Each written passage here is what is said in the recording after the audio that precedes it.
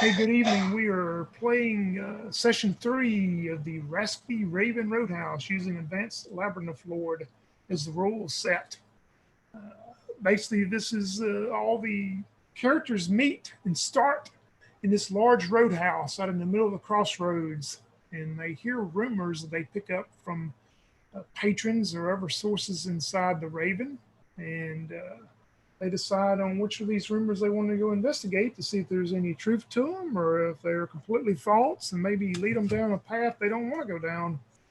But as we start out session 3 and we go inside the Raven, it's on a weekday night.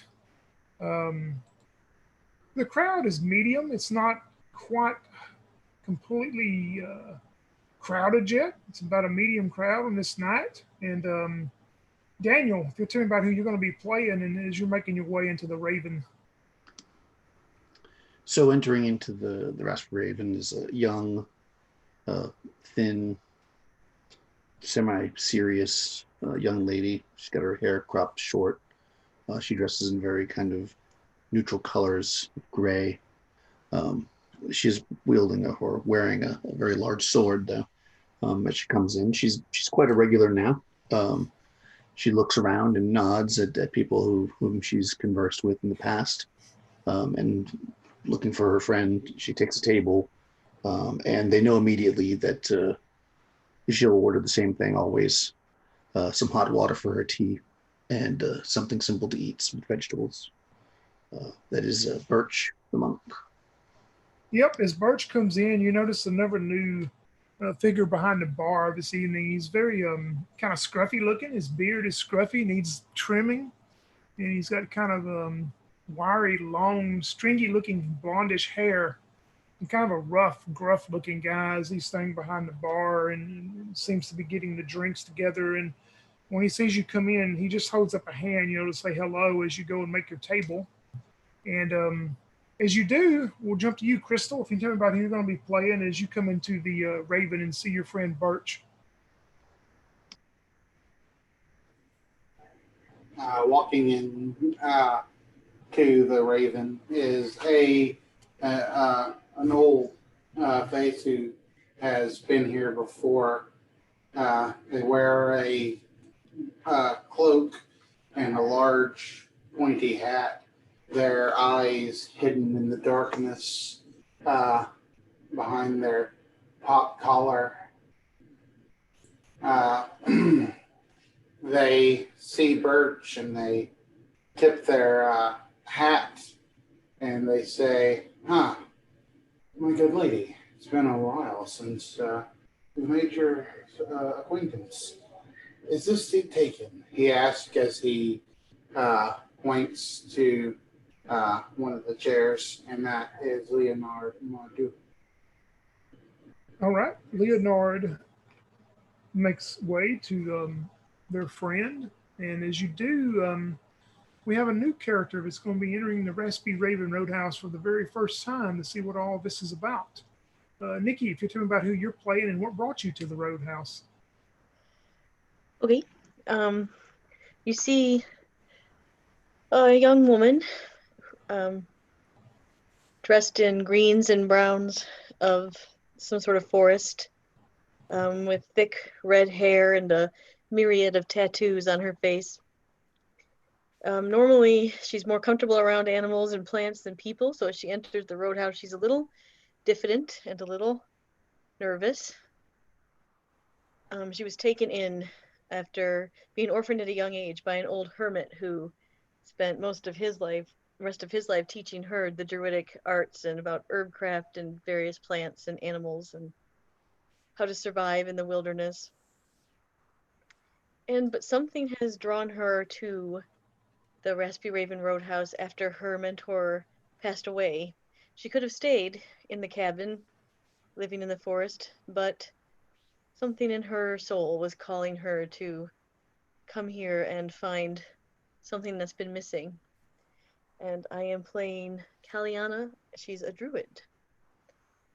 All right. Caliana, as you enter, you say you notice the crowd is not packed. Is it is usually on weekend nights, but it's a fairly large crowd for this evening. You notice the gentleman behind the bartender, and then you notice, speaking of red hair, you see this red-headed, very pretty girl, very fair though, very fair complexion. She seems to have a large tray, and she sees you come in, and maybe you're looking and stuff, and she motions you to go to a table, and she points at a table for you to sit where you see the other two characters. As she motions for you to have a seat, and she goes, "Just have a seat there, hon. I'll get to you in a minute."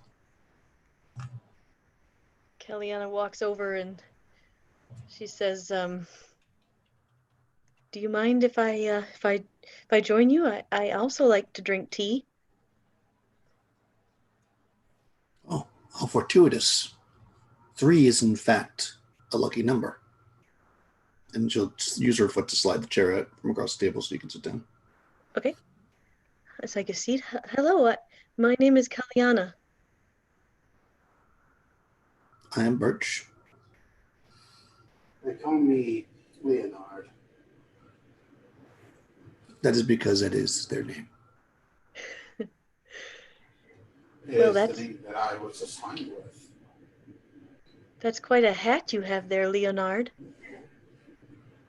He just kind of dips it.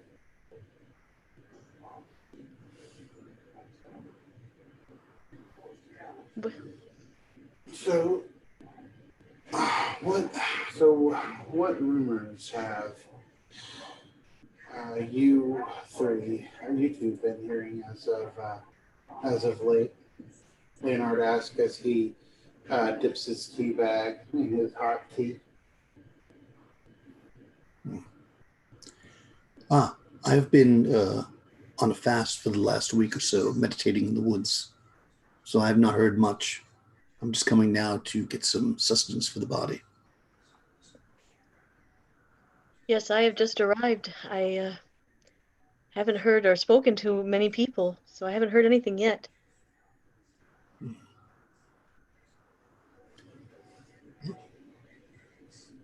You see the red-headed waitress come over to your table, and she's holding a tray full of empty glasses and mugs. And she goes, "Oh, what a busy night. I'm Valdra. I don't believe I've seen any of you in here before, but is there anything special you'd like to have? And probably keep your ear open because there's plenty of talk going on tonight." Well, I would like some peppermint tea, if you could. Well, of course. Peppermint. Fascinating. Very good for the digestion. Perhaps I shall try that as well. And some vegetables, please. Must get strength in the body before I feel it's time to seek out another quest. You've been on quests? Yes. I am seeking balance, and meditation alone has not brought balance. I understand. I do. Normally, I'm quite happy in the forest, but something was calling me to this place. Maybe it was to meet you, you two. I don't know. Tides of destiny have a strange way about them indeed. It's hard to say why one line intersects another. Indeed.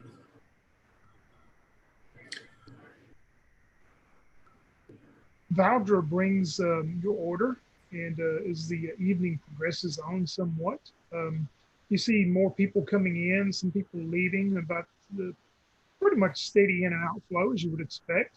It does seem to pick up at one time though, and as it does, Birch, if you'll roll me a d6, we'll see what kind of story you can hear while you're going in different places there. Number 6. All right. Let me get over to that. Maybe I can figure out what I'm trying to do here.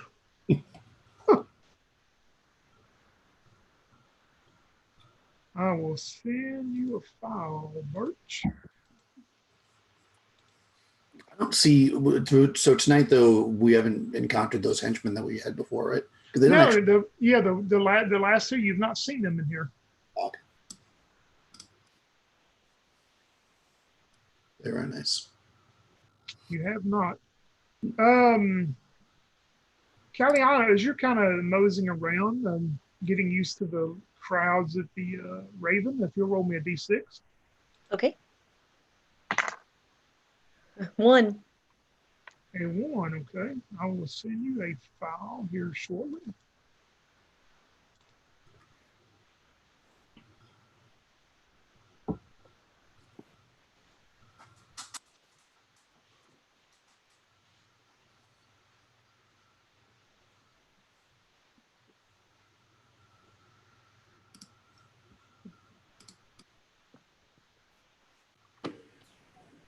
And Leonard, as you're kind of moseying around, listening to people talk and gossip, how about a d6 roll?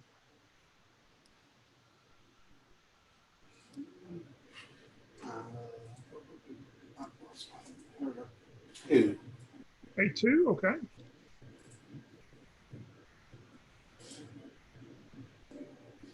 Oh, well, this is going to be funny.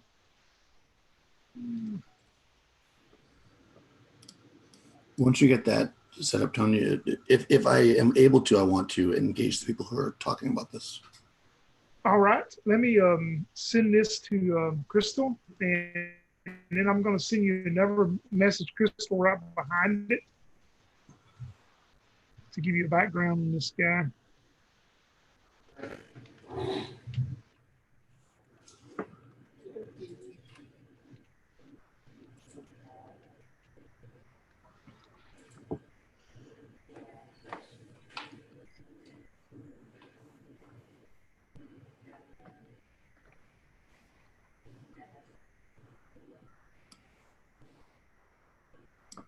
All right, we'll jump over to you, Birch. What's the question? Yeah, so if I hear these people talking about this, I'm going to just interject myself as I do. I'm going to say,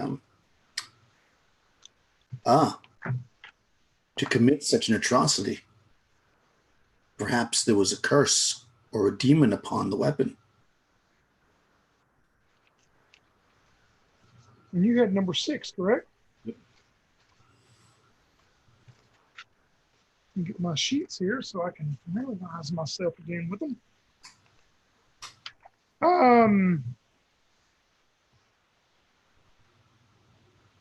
Yeah, when you hear that and speak to the people at the table where you hear this at,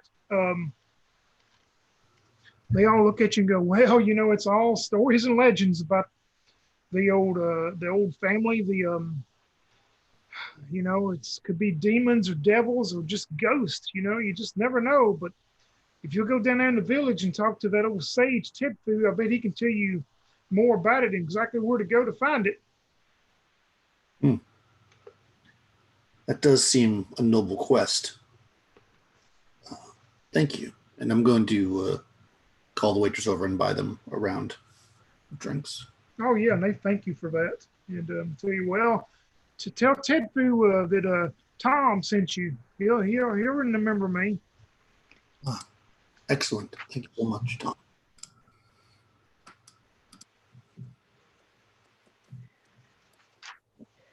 All right. Kellyanna, having braved trying to go get some more hot water for her tea, will come back to the table and say, "Have you guys heard of the Dark Day Marsh?" Does not sound familiar. I just heard of people talking about hags and trolls that live there, planning on attacking villages around the marsh and perhaps looting them. And I love creatures of the forest, but hags and trolls, not usually nice. Yes, that does seem to be quite an evil purpose.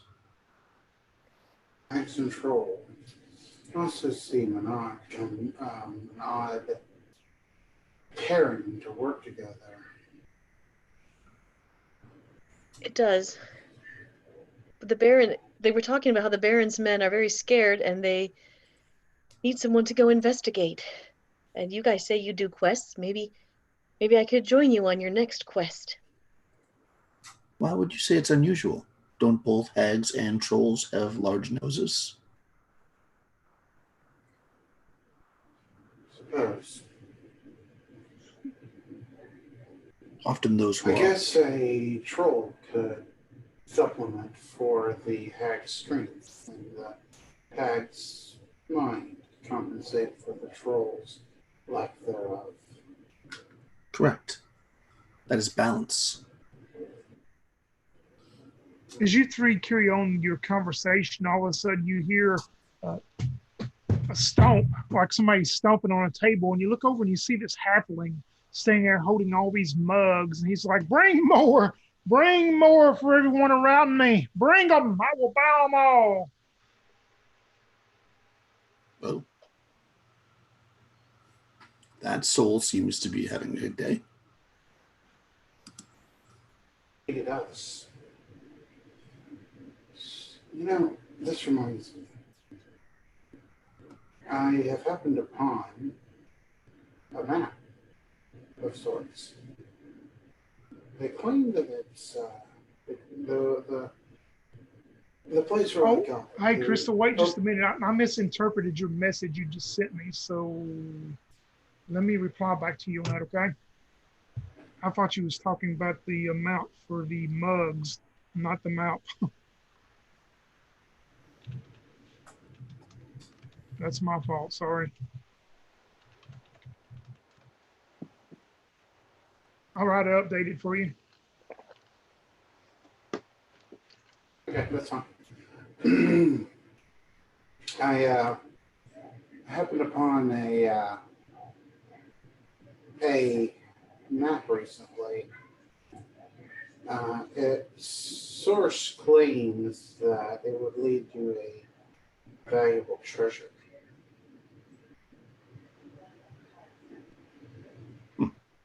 What type of treasure? A valuable one. But valuable is a term that means different things to different people. Right. Exactly. If it is gold or jewels, that means not to me. But if it is knowledge or balance,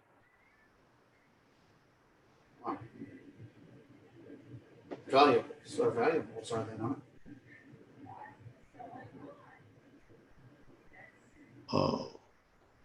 it depends on who you are talking to.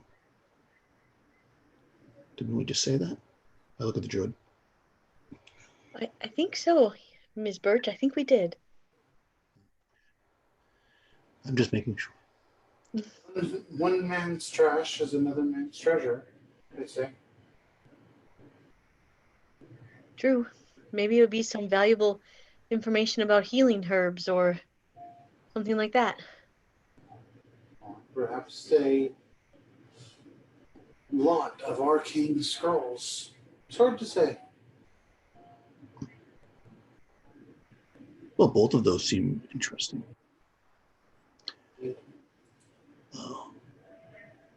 Well,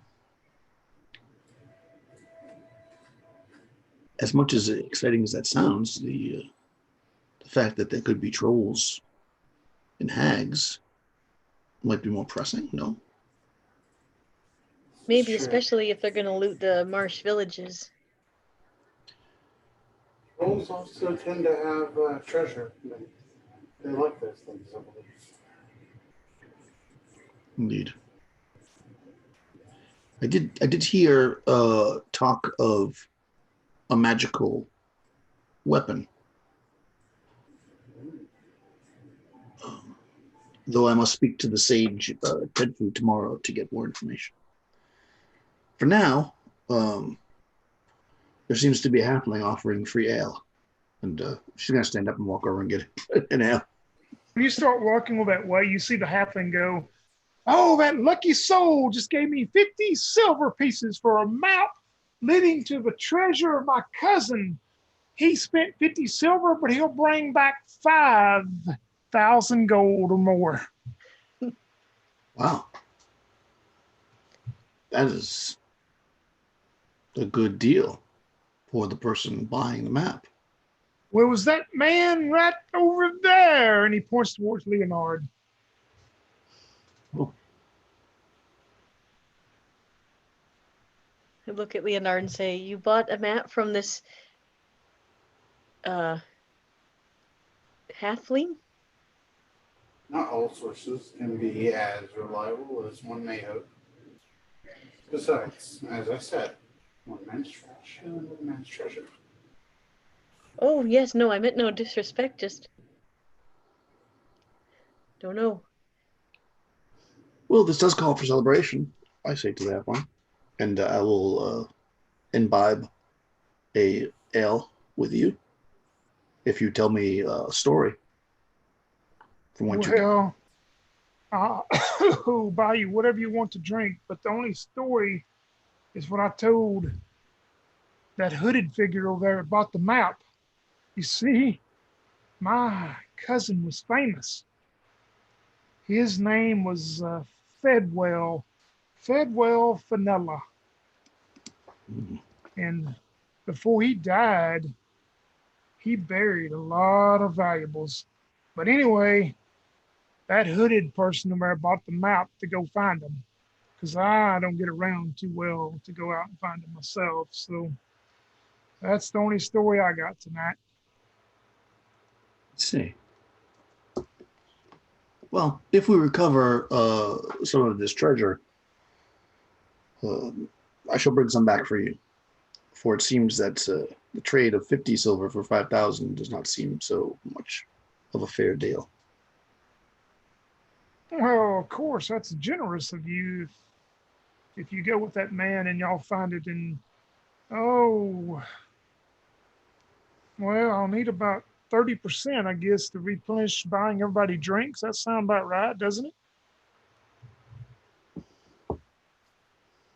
What you must learn is that when somebody is generous to you, to show greed is never the right move.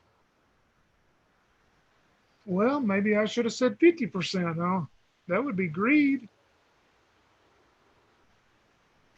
That is also true.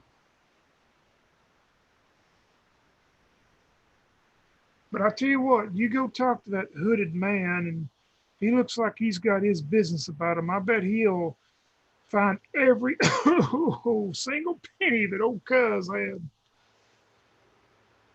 I'm sure that he will.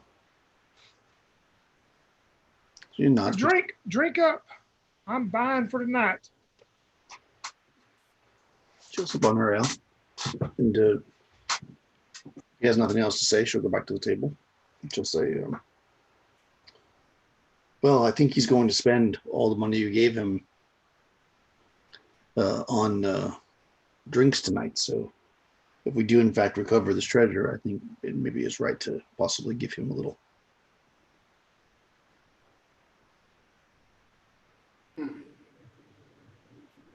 I'll keep that in mind.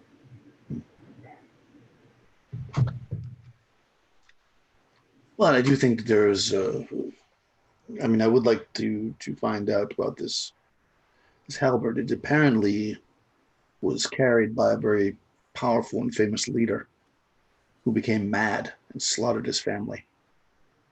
Could be that that just happened for various other reasons, or it could be the halberd itself is possessed of demons. And demons look to break up the balance in the world and create chaos. So, Would you be able to use such a weapon? If it were yes, not cursed? I am trained in all forms of martial arts. Interesting. Interesting. Yes. Demons, they upset nature all the time. We shouldn't Yes. allow demons to exist, that's for sure. Yes. So it could be worth exploring to see if this halberd is in fact such a weapon, or if not, and it's just a nice halberd, then we could use it in further quests. Well, if this halberd exists, I feel as if at the moment it presents no real danger to anyone. This hag and troll, well, they do possess threat to people. I agree. True. But if the halberd is not possessed and we attain it, it might help us if we want to go battle the hags and trolls. Well, I could say the same. If this coffin is full of 50,000 gold, we could buy an army to rid the hag and troll. True. You have a good point. Where is this treasure located, may I ask? You show him the map, Leonard? Yeah, he'll reach into his cloak and take off the map and lay it on the table. Yep. If you look at the map and see reference points, you think by where this map is leading, it's about a 4-day travel from here. It kind of leads out almost to the coast area in a way. It seems it's leading into a little hill range. Okay, well, that looks to be quite a journey. And where is the marsh? Is the marsh on the map or no? Not on that map, but if you ask people there in the Roadhouse, they will tell you that the Dark Day Marsh is about a 3-day journey from here, and it's kind of in the opposite direction of the map. Okay. Okay.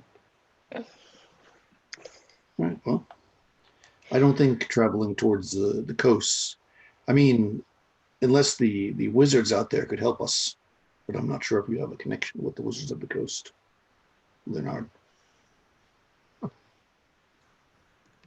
Let me think. Would Leonard have any kind of connection out there, Tony? To help you get there faster to the... Yeah. No, not at level 1, you wouldn't. Unfortunately, I know of the names personally, of the wizards of the coast, only by reputation. Well, it is evening now. I suggest that we see the sage in the morning to discover the location of the halberd, possibly, and then we can decide which of these quests should be attended to first. I'm leaning towards the vanquishing of the trolls, but if the halberd is close, it may be worth looking into. That seems like a wise plan. Yes, you and I are a similar mind, Birch. Yes. All right. So yeah, I would just continue to. I'd have Eddie finish that one ale and spend the rest of the night hanging out, doing whatever we do here. I don't think. Yep, and you would know that the sage is kind of in that little village also where Elsicle is, kind of in that area there. He's, people can tell you how to get to his little shop. He sells like herbs and different things. They just call him, everybody calls him the sage. Oh, perfect. I'm familiar with the area. As you do, you go there the next morning and you walk in the little shop, this is who you will see. Oh. And he goes, welcome. Would you like to buy some herbs? Do the herbs not grow in nature freely? Well, of course, but I bring them in and harvest them and add properties to them to make them even stronger. Ah, I see. Perhaps, but more pressing, I had heard from the men in the tavern I was speaking with last night that you may know the story of a halberd owned by one Huntgert the Haunted. What could you tell me of this? Oh, Huntgirth the Haunted, yes. Surprised you've never heard of him yourself. He was famous. Mhm. He was a good man up until he, well, got haunted. But yes, he carried this magical halberd through all of his conquest. Powerful, powerful halberd. Would slice through foes left and right and left and center and backwards and forwards. Anyway, yes, Hmm. I think I know where the halberd is. Oh, excellent. Do you have any wolfsbane? Oh, of course, but it Uh, may make you howl a little extra. I'll take some wolfsbane. And if you could instruct us as to where the halberd is, it would be at your service for anything you might need, within reason, of course. Well, let me go back here and get some papers, and I will just show you. Well, I'll just give you a copy of this paper that kind of will show you why I think I know that this is where Huntgirth the Haunted was buried at. And yeah, I know that's Halberd's going to be buried with him. There's just no doubt that he would have been buried with that halberd. And you wanted some wolfsbane. Yeah. I should have some fresh that I just made up not too long ago. Let me look here. Just a moment now. Just a moment. Your two friends, you can look around. I'm sure that y'all probably need something that I have. I am getting low on yarrow, and we might need it if we're going out on quests. Well, I have that too, of course, being who I am. And Daniel, on your wolfsbane, you're getting 1 ounce. Okay. Note down though that the book says 8, but he's selling it for 10 silver pieces. Okay. All right. So I will pay him the 10 silver pieces for his special strength. He says is better than the average. Extra strength. And Caliana, you're getting some yarrow. Yep. It's 4 copper, so we'll just bump it up. It's 1 silver. Okay. And he pulls out this old map. He says, well, this is how you get to Huntgirth's tomb. You go out on the road. Well, you probably know that much, but go out on the road here and travel. It's going to be well, if you leave now, you may get there by dark if you don't dilly-dally around too much and don't get run over by orcs or goblins or, I even heard the other day somebody saw a green dragon and they haven't seen dragons here in ages. Oh, yes. I think they're full of, pig manure, of course, for saying that. But anyway, that's my opinion. You never do know when a dragon's going to turn up. Well, it could, but nobody's seen them for ages. But anyway, somebody told that to Elsicle. Anyway, if you met Elsicle, he's a good man, good man. I have. He's a very good man. But anyway, yeah, follow this map. And I know if you hurry, you will get there by the end of the day. And you may have to camp out in the dark if you're not scared of the dark, but this will take you to Huntgirth's tomb. I know it will. And I hope the halberd's in there and nobody else is taking it. Very good. Very good. We are not afraid of the dark. Oh no, not at all. If you happen to pick any herbs, fresh herbs, bring them back. I'll pay top dollar for them. Oh. Speaking of herbs, my friend, Leonard walks up and says, do you happen to sell lotus here? Well, that stuff's a prize, but, I was talking to Elsicle every day. He told me that he heard the Wizards of the Coast out there, that they had the market on it. So you'd have to travel out to the coast to get it. I see. Well, thank you anyway, my good sir. Oh, of course. Y'all come back anytime. And if you do find the halberd, bring it by where I just want to look at it. Of course. Um, can we get a holy water somewhere around here before we go? Well, let me think who would have that here. Because I don't think I have any. Let's look. Go talk to the man down at the well, the village well. Well, Yep. okay. Well, thank you so much. We shall see you soon. I'll remember about the herbs. Please do. Top dollar paid. Okay. All right, yeah, I'm gonna head towards. I'm sorry. No, go ahead. Before we go, I'd like to buy some spider wort. From this man, okay? It will be 4 silver. The book says 2, but he has to make a little profit. That's good quality spider wort. Oh, it is, man. This stuff is top notch.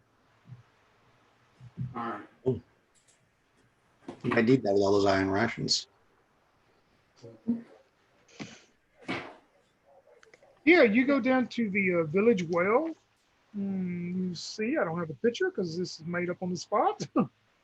You see an older man sitting there, and in front of him, he's got like a wooden crate with all these bottled waters sitting in front of him, and glass bottles, small vials, and he goes, "Yes, yes, can I help you?" I'm in search of water that has been blessed by the gods, holy water, for we are entering into a tomb. Well, you've come to the right person because this water has been blessed not by one, not by two, but by 3 different clerics of 3 different faiths. I see. In which faiths were they? He names off 3 churches you've heard of. Okay, but I mean, does he seem like I'm trying to like feel him out, like see if he's pulling my leg? Yeah, I don't know. You think he's really legit? Yeah, because I'm pretty was. All right, so then I'll take it. I'll say how Well, much? no, wait. Now, this is premium stuff. You just want 1 vial, right? Because it's expensive. Oh yes, I think 1 vial should do. We are on a holy quest, so hopefully you will take that into account. Oh, I will. I will knock off 5 gold, and you can have this vial for 35 gold. You won't find it cheaper anywhere else. That seems quite expensive. Oh, no. I'm telling you, this being blessed by 3 different clerics of 3 different churches. Oh, you will never find anything as valuable as this. It's such a good price. Most people would pay 40, but since you're a holy person, I'm knocking it 5 off. She nods. Goes into her little pouch there and says, okay. I shall, I'll take it. 30 gold. You said 40 gold. You're giving me extra. Is that what you said? Oh, no. I said 30 gold. I Well, don't want to only give you 20. 20 would be too little.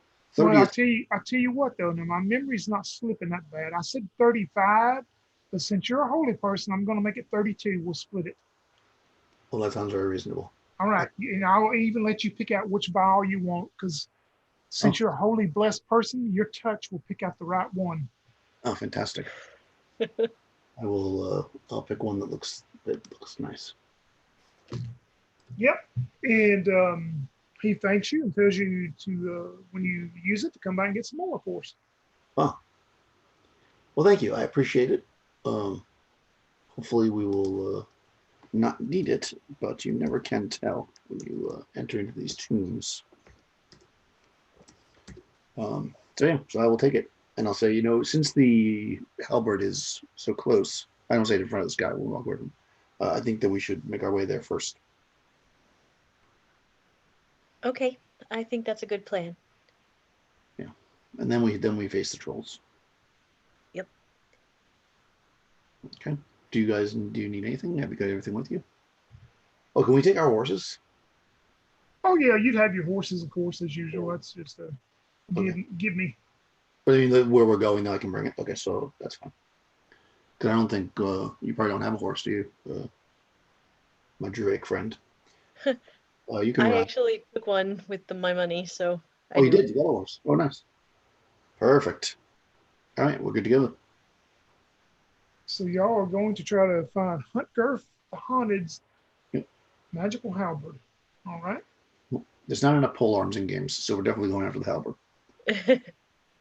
Let me pull up a couple maps I have and Caliana, roll me a d6.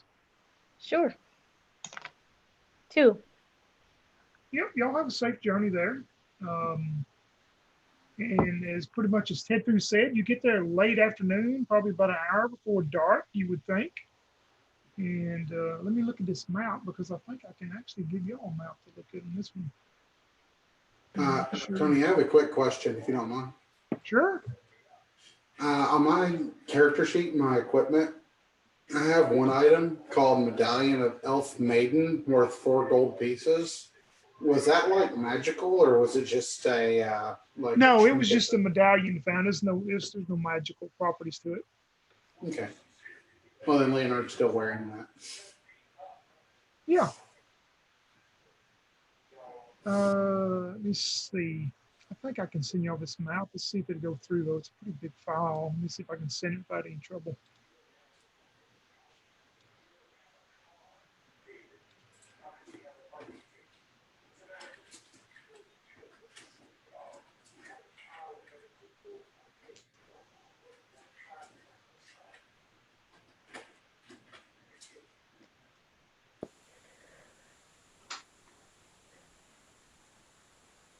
I took the horse thinking it might come in handy at some point.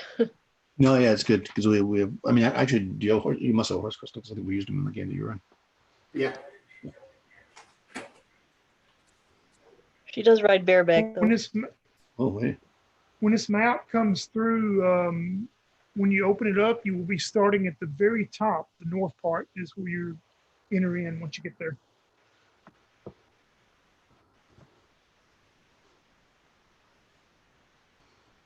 Oh, actually, I don't actually ride bareback. I have like a blanket across the horse. My winter blanket. Oh, yep. Because I have saddlebags, and you can't really put saddlebags on a bareback. That'd be weird. Yes, it would be. I got to keep my stuff. Oh, you know what's funny? Well, actually, I guess it's not. For some reason, games call Wolfsbane and Belladonna 2 different things, but I'm pretty sure they're the same plant. They're just different parts of it. But I have Belladonna already, Nice. which is Well, good. I mean, different parts of the plant can be used for like different things. Right, exactly. Yeah. Yeah, I took a couple of herbs thinking she was a druid, so she might have it. I took sage, belladonna, and then I just got the yarrow. Yeah. I guess it doesn't. Well, I mean, it doesn't list it here, anyways. But like, I know that in like Advanced Dungeons and Dragons, if you get bit by like a werewolf or whatever, if you can eat belladonna to not get lycanthropy, but it can Oh, also nice. but it can kill you because of course belladonna is actually poisonous. All right, it should have just come through for y'all, I believe. Yep, that's it. Click to download. Download.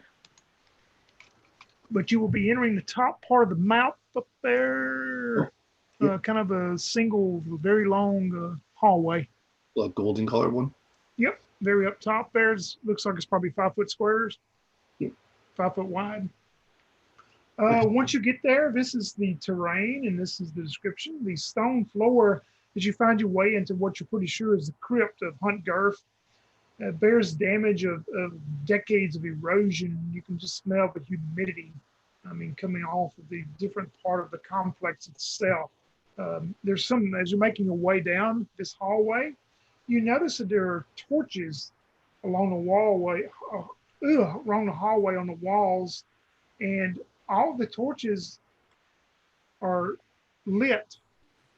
They seem to have some kind of flame that is permanently casting light down this hallway. Oh.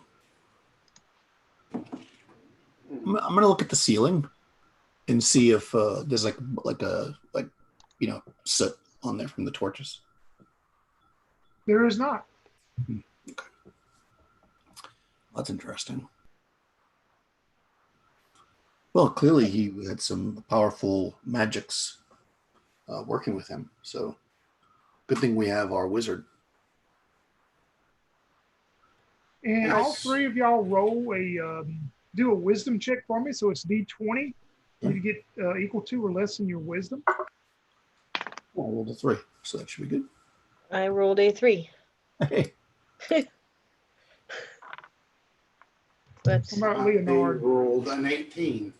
So Leonard failed, okay? Mm-hmm. Birch, I will send you and Kaliana a message of something else that you kind of smell.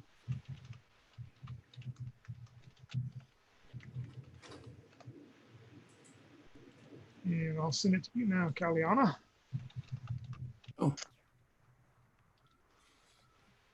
Yeah, y'all kind of get just a very faint of that smell. you smell the floral fragrance. I do. Smells It good. smells like a rose. Ah. Oh, yes, it does smell like a rose. And then I sneeze because I'm allergic. No, I'm just kidding. I'm just going to take a piece of like a scrap of something and I'm going to put it to one of these torches and see if it lights up. Because I'm curious if it's actually fire or if it's just like a magical light. So I'll put like on a piece. When you do, you put up a piece of whatever. It does not catch on fire. It just kind of goes, through it. Oh, interesting. Oh, yeah. Well, that is fascinating. She contemplates it. Shall we explore? We shall. I will. Go ahead. If you want, I can move a bit ahead and see what we see. It looks like the corridor might turn down there. I can kind of walk up ahead a little bit and see if there's anything down there. I'm quite light on my feet sometimes. Real quick, are there any other footprints? I don't remember. Are there any other footprints in the? Nope, you don't see any foot traffic that's been in through here. You would think would be any time recent at all. Okay. Oh, very wise you are. Oh, thank you.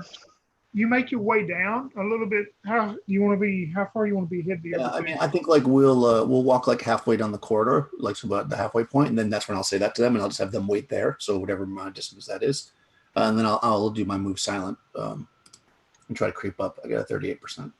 38, okay. You creep and move along. Nothing happens in the floor. No traps in the floor. You walk up to that corner, and you see on the wall a metal plate on there with an inscription on it, and it's written in regular common. And this is what it says. It says, "Huntgarth the Haunted, once a warmonger turned our savior, rest here for eternity. May humanity never spit on his grave, lest he remembers the hatred he felt for them in the first place." Oh, well, it's never wise to spit on somebody's grave, she thinks. So she's gonna look down. If there's nothing like immediately threatening in that room, then she'll say, she'll call back softly. It looks clear. Yeah, and you see how the hallway kind of opens up more, where it's about 10 feet wide instead of 5 feet, and you see the same torches along the wall that's kind of providing enough light to pretty much see. Okay, yeah, I'm just gonna mosey my way down as they kind of catch up to me. I'm just gonna walk. No sense in sneaking because anybody that's in that room would see me, so I'm just gonna walk straight down into the room. And once they catch up, I guess. Yep, I'd follow you. Leonard does as well. Yep, Bert, you're first. You come into that room. It's a fairly large room, about 30 by 40. You see pretty much the same with the torches along the north and south walls. They're providing enough light into the room. And let's see the description of this room real quick. This large chamber contains 2 stone pedestals a stone tabernacle, and a bunch of eroded old bones that are scattered around the room. You see behind the stone tabernacle appears to be along the wall. There are ruins that are engraved into the stone wall itself. And that's pretty much all you see right now. Can I tell if the bones are human bones or animal bones? Yeah, roll me a wisdom. Okay. I rolled a 7, so yep, that makes it. You can definitely tell that by the different sizes and all that these bones would go to humanoid or human skeletons. Okay. Do you tell us that? Yeah, I would be. Do they look distressed, like they were slain in combat, or do they look like maybe they were, sometimes people are buried with their servants and such?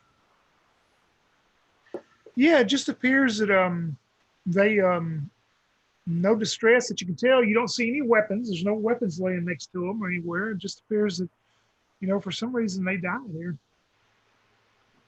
Interesting. Well, there are some runes on the wall. What do you think, wizard?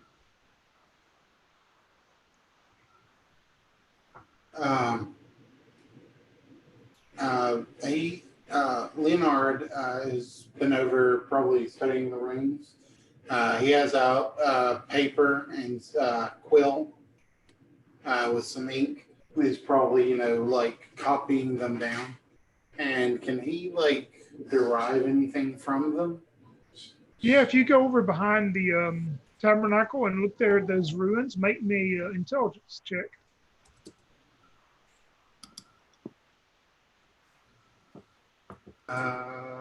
14 under 15. Yeah, it takes you some time because it's actually written in an old form of common, so it takes you time to decipher what it says. But basically, what you get by the ruins is it tells you that this altar in this room here was the place of worship to Huntgirth the Haunted. It's written in common, though an older version of it from many centuries ago. It basically just says that this is the place of Huntgar the Haunted. Do the roses is the roses smell stronger? No, you don't smell it in this room quite like you did in the hallway coming down. But something does happen at this point. Leonard, as you're telling this and you are caught off guard and surprised, some of these bones come up from the floor and they straight fly into you, Leonard, and they will hit you and do 3 points of damage as they pierce into you, Leonard. Hurt a lot.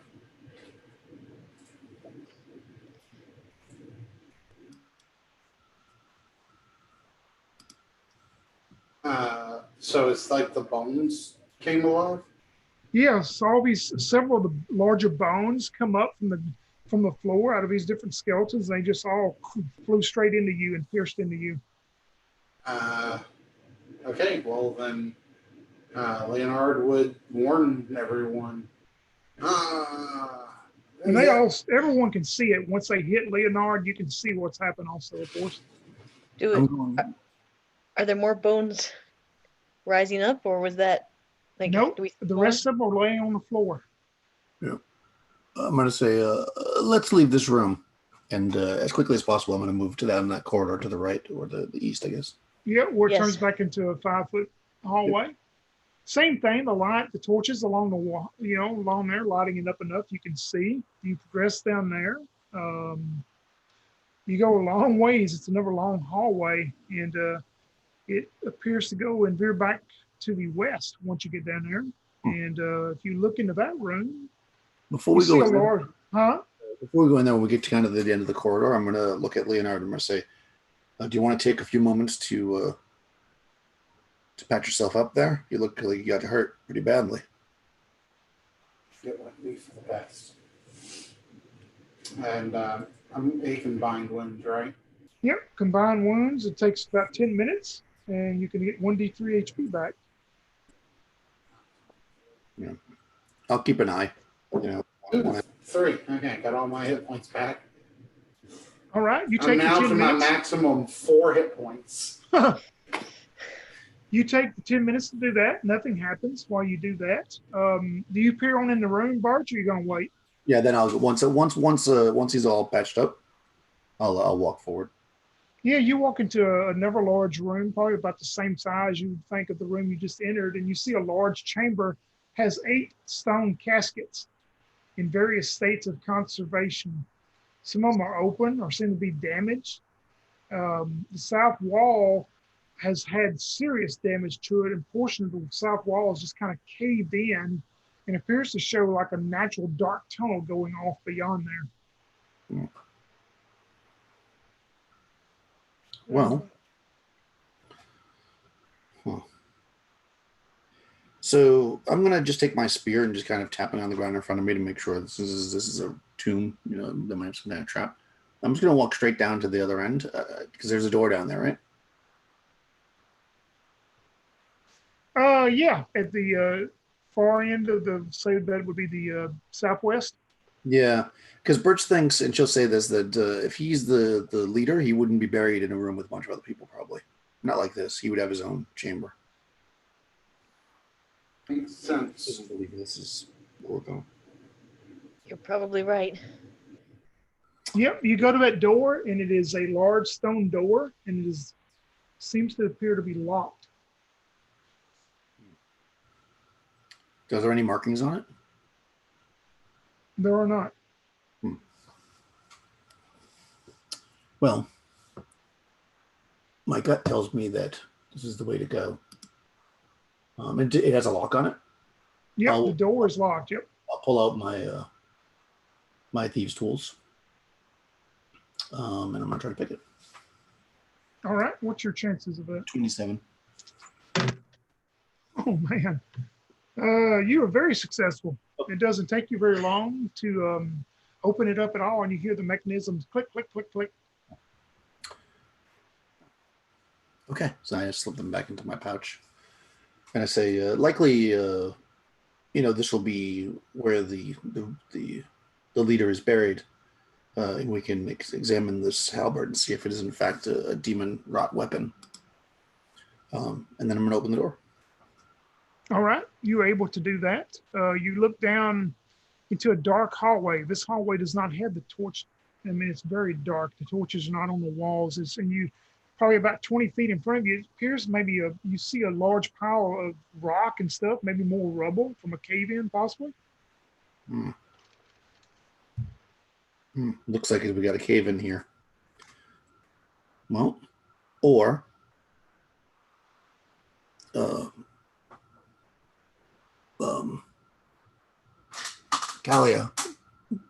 Galnia, what's your cards? Eliana. Galliana. Do you think perhaps on the southern wall where we see a tunnel that could have been created by some kind of a large animal? I do see it. I'm going to go inspect that, Tony. Yeah, yeah, you do. The south of the main room that you come from, where the crypts are, you go and look at it. And looking into the tunnel, of course, it's very dark. But inspecting it, all appears to be a natural time, kind of a natural cave-in. Maybe the earth shifted or whatever and caused all this to cave and fall in. But it appears the tunnel goes on further deep in, though. I don't think this was made by any kind of animal, Birch. I think this is just the way the earth moves. If there is a natural fault, it could be that this actually will lead us around and into the past the other collapse. Oftentimes these faults run in lines. It could be, but it is very dark in there. Would you like me to light a torch? Well, there's torches on the wall in here, right? The magic torches? Yeah, in the main room, yep. Yeah, I'm just going to take one of those. I'll just walk up and grab one. Why not? Yeah, you can do that. You can take one off the wall and nothing happens. It's still lit. Every tomb opens, the skeletons all come. Yeah, Mm-hmm. Uh, What I thought was going to happen if you did that. Okay. I got the magical torch, and I say, well, "This is good because it probably will not burn out, unless the magic only works in the tomb, which I'd be curious about, and I guess we'll find out when we leave." I say, and then I move into the corridor. I'm gonna check out that cave because I think that could be interesting. All right, you move down that corridor, keep continuing south, and then it veers back pretty much kind of back east for a little bit. And you come to where it appears it can go back up kind of northeast, so you can continue east, and then it appears it goes back down south for a little ways. I think we'll go to the northeast. And let me look up something here. Because that could bring us back into the zoo and south. Yeah. I do have my quarterstaff out, Tony, just so you know, just kind of All right. ready. Oh, ye of little faith. Let's see here. Fool me twice, shame on me, kind of a thing. Mm-hmm. Let's see who the lucky. Let's see. Bert, you're first. Who's second? I'll be first. Caliana? Yeah, Kellyanna be second. And Leonard in the back. Lucky Caliana. You are completely surprised when you hear a noise above you from the ceiling. As this thing drops on you. And let me look up something. Yep, that's what I thought. Oh, it's going to hit you, Caliana, and does maximum damage of 6. As this stalactite drops from the ceiling and pierces straight into you. Word. Okay. Oh, I would yell out. It's just a stalactite. That's what it looks like to you. Mm-hmm. And it appears once it strikes into you, it appears to start moving like it's trying to work its way out of you now. Oh boy. Okay. I would grab it with both my hands and try to fling it away from me. It is very heavy. You can do okay. it. Wait, what's your strength? No, wait, 10. Average, okay. Yeah, you can try to pull it out of you. Let's just roll initiative and do it that way. So it's individual D6 and your initiative. If you got me a Dex mod, if you got one. What'd you get, Birch? Birch is fascinated by this, so she's just watching with a 2. And what about Caliana? A 7. Oh, nice. All right. 6 plus 1. And what about Leonard? 3 total. All right. Callie, you're up first. Okay, if it's still on me. Yeah, it's like pierced into you, but it seems like it's trying to get out of you, and who knows do what. Right. Well, I need it to get off of me, so I want to try to fling it. Do I just do a regular strength check? Just make it a regular attack. We'll go from there. Okay. 15. So that hits armor class 4. You start, this thing appears to be maybe about 2.5 feet long, you would think. You pull and you're struggling with it, getting part of it out of you, but it's still, you haven't got it completely out of you quite yet. Okay. And let's see.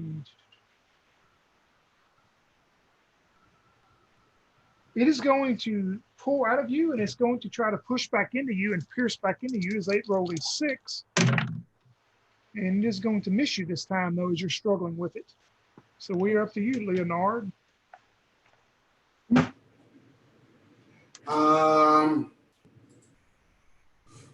Leonard will sling a bullet at it. Try to hit this thing, okay? Yeah. Oh, with a 7 on this. A 7 will miss it, yes. And we are up to you, Birch. Okay, well, I have the torch in my hand, so I guess I have my spear in my hand as well. So I'm going to try to hit it with the spear. All right. There's a watch out. Okay, that is an 18. I get no bonus there, so 18 hits an armor class of 1. Armor class 1 hits it. Okay, I do a d6 plus 1. 4 points with the spear. You spear into it, and it breaks and starts crumbling into pieces as you seem to have defeated it. I'm gonna then, if we're not in initiative, I'm gonna immediately hold the torch up and see if I see more of these things in the ceiling. You look up on the ceiling. You do see some more stalactites up on the ceiling, but none of them are, or any of them are moving. They're not moving yet. Okay. Huh.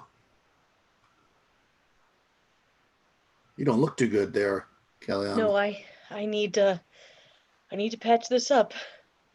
Well, I don't think sitting under these is a good spot. Let's move slightly. Birch, roll me a d6. 6. You say that, and as soon as you turn around to move, that torch goes poof and goes out as you're all standing there in darkness now.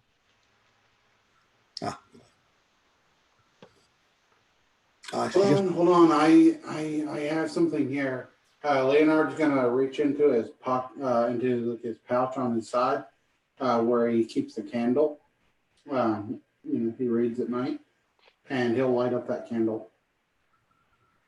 Yeah, but it gives, well, I think, a 5-foot radius of light. Is it right? Mm-hmm. Yep, you can do that, or activate it, or whatever. And he'll say, here we go. This should be enough light for me to see to get in my backpack so I can get my lamp out. And then he will, do that. Go into his backpack, get his lamp, his lantern, and he'll use his candle to light it. All right, you can do that. And light up the way. Bart, you can continue down into the larger part of the cavern, I believe. Yeah, let's explore just so we're not under these things anymore, and then we'll stop for a second for. Yep, you go into the larger part, and Caliana, you can take 10 minutes to bind your wounds. You get a D3, roll a D3, and you get that many HP back. And Okay. as we also do that, Birch, roll me. Let me get over to this right deal I want to be at, maybe. Roll me a percentile D100, Birch, as you're kind of looking around while she's patching wounds. 37. 37.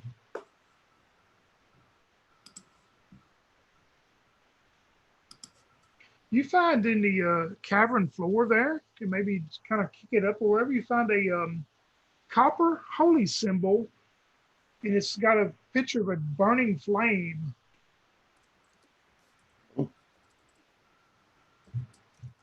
And let me make me a note, so later when you have somebody check it or whatever, they can tell you exactly Right. what it goes to. That's it. So I'll put it next to my other copper holy symbol. I have a fiery axe. Yeah, You're just a collector. you're gonna be the fire one. Kellyanna patches herself up, and she's like, "This is why I like the woods and not caves." Does seem to be going the wrong direction as well. We may have to go back and see if we can excavate a bit through that collapse the other direction. I was hoping this would circle around. Leonard, roll me a percentile as all this is going on. You're kind of looking around while Caliana's patching up. That would be whatever is good. No, I'm kidding. 69. That's probably not a good one. No.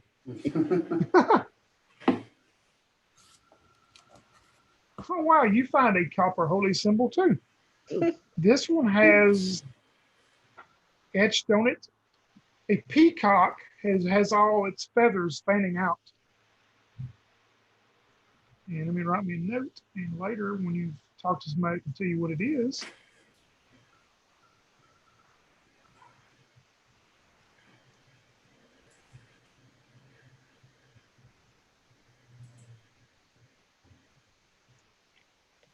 And also, Caliana, after you patch up, if you want to look around for just a moment. Sure. That is a 75. All right. Well, guess what? You found a copper holy symbol too. Okay. And this one has depicted on it a bright full moon. Ooh.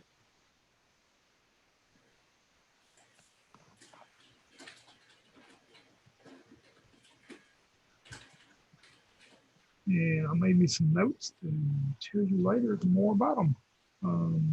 You said it's a peacock Yeah, with without peacock such with all its feathers? feathers fanned out. Yep. That's exactly what it is. Made out of copper. And they all appear they've been here for some time, you would think. It seems But this yeah, must Bart, have, if you look further south in that big, you can tell that passageway you would think is going to end. It appears to be caved in again on further down. Hmm. Okay. All right, I think we got to go back, guys. Past under the stalactites again? Well, we'll be careful. We'll move quickly underneath them, Okay. looking up as we go. Bart, as you look up, you're lucky enough to see one of them start falling and jump out of the way as one of them falls and pierces straight into the ground between you and Caliana standing behind you and misses both of you. Let's go And quickly. it appears to be Yep, let's just- struggling, trying to get out of the, free itself. Yeah, let's just get out of here. Yeah, I'm not going to kill it. I don't have any reason to kill it if it's not affecting us right now. So I'm going to, yeah. Which doesn't Yep, take. you continue back into I the crypt room. suppose I'm sorry, go I ahead, Leonard, if suppose- you was going to do something. Leonard just says, I suppose now that it's a stalagmite.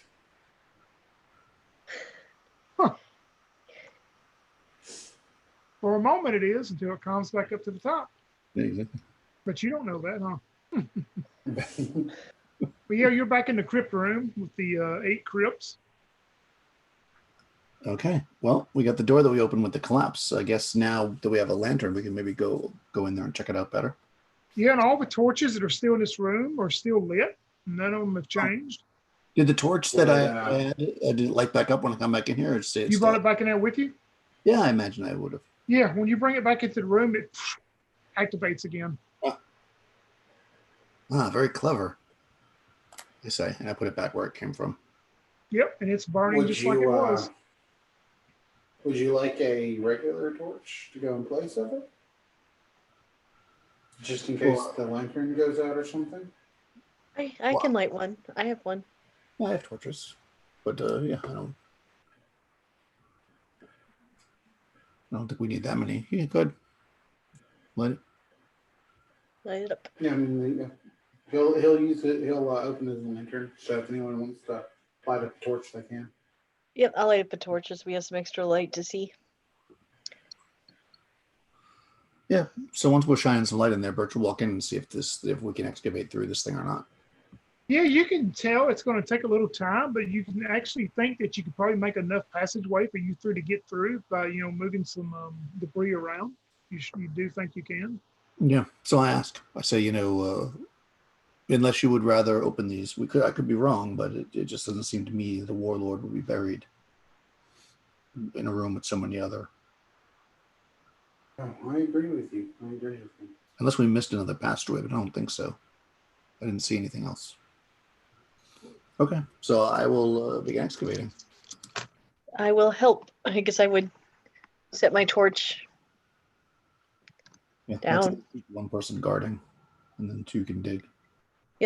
Yeah, Leonard will set his lantern down, sort of behind them a little bit, just in a place where it can give them some light, and he'll take that torch and keep an eye out behind them. Back towards the crypt room, okay? Yep. I actually have a shovel, if I'm not mistaken. Where is it? I'm pretty sure I do. Yeah, shovel. So that helps. I hope. I don't know if that shovel. Caliana, you and Birch start to do that. Caliana, you hear like a noise, and you look up and you see this swarm of insects just come up out of some of the rubble, and they fly past you on further in, and you see the swarm like disappear into the wall there, like they went through some hole or something into the wall. Did you see that? Leonard, did you see that? Once. Did I say once? I did not notice. Yes, I must not have it if I'm asking what it is. I heard some buzzing. There was a swarm of insects, and you said they flew into a hole in the. Yeah, into right where you're digging it, maybe on just a little further in. A hole there. Huh. I'll Well, go they and must have smelled fresh air. I don't want to stick my face in the hole, but can I inspect it somehow? Yeah, if you walk up there, it's this very small hole. I mean, it's you can peer into it. It's dark, and if you put your hand up there, some of it starts crumbling. Like I mean, it's very easy to crumble. I would say, look here, Birch. We might not need to work quite so hard. Let me come over with my shovel. If that seems easier, then I will start excavating there. Yeah, Yep, definitely. you start doing that, and you excavating going to continue west. When you kind of dig there in the wall, it crumbles in, and you see a small passageway that's probably about 5 foot wide. It goes back to the north, and it's dark in here. I mean, you can see the passageway, but I mean, you can't see exactly what's in here from there. Leonard, we need to bring up the light. Leonard will hand you your torch back, and he'll grab his lantern. Okay. Yes, there seems to be a passage to the north. Perhaps this is the way. This is the way. This is the way. Do you want me to go first with the torch, or do you want to go first, Birch? No, I don't mind going first. I'll take the torch. Okay. I'm curious. Yeah, Birch, you step in maybe you know 10 feet. Oh, sorry. And continue. You go about 20 feet up, and as you're moving along, all of you notice there are niches along the wall, and each one of these niches have like a clay jug sitting there that are sitting in these little niches. And Leonard, you notice some engraving up above some of these jugs, in different ruins, different writing, an old common, but it appears through the years that the water has filtrated through here on these walls and fell down, and it's eroded these walls and these stones. You can't really make anything out, they say. Interesting. Leonard's gonna take some of his paper. Like you said, it's like an engraving, right? Yep.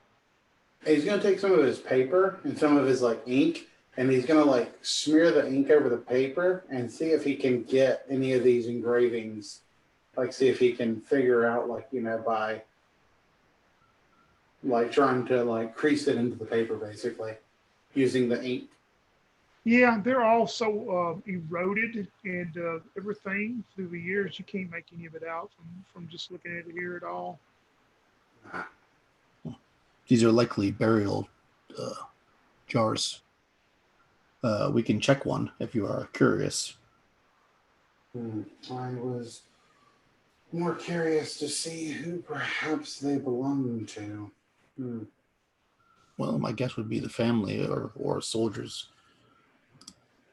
Yes. They could also be supplies. We don't really know. So, I'll take one down. Is it heavy? Roll me D100, and I'll tell you how heavy it is. 29. This one is pretty heavy. Yeah. I set it down on the ground. I'm going to see if I can open it. Is it sealed with wax or something? No, there's no seals on it. You open the lid of this stone deal, and it is filled to the brim with silver pieces. Oh. Offerings, then. Or for the afterlife, right? Exactly. Well, yeah. Looks like you may have found the silver you were after. Leonard. Yes, true. Silver I was after. I leave it on the ground for now. I mean, I think we should probably take it, maybe, but I don't want to carry around a whole bunch of like big heavy thing full of silver. Yeah, it's pretty heavy. You would Yeah. think it's quite a bit of silver coins in here. Yeah. Leonard will see if he can open the one that he took down. Yeah, roll me a D100. 99. Ooh. Mine's full of platinum. You pick it down yours and open the top. Yours is very light, or much lighter than the first one, but you see it's got some silver coins in there. But not quite. Here as well. Yeah, it's not quite anywhere close to being filled like this last one was. Well, maybe on the way out we can take some coins. But I think we should try to find the halberd first. Indeed. You continue on up a little bit, maybe Birch to go to see where the hallway goes, and you go another maybe 10 feet. And as you do, it goes back around a corner to the east. And if you look around that corner, it just stops. I mean, it's like somebody just completely stopped building right there. I mean, it's completely sealed off there. Completely. Is it like a brick? Oh, go ahead. No, go ahead. Is it like a brick wall or is it like a natural cave wall? You would have noticed all this has been natural stone cave built. You know, it's man-made where you're going at, but it's been built into a natural cavern itself.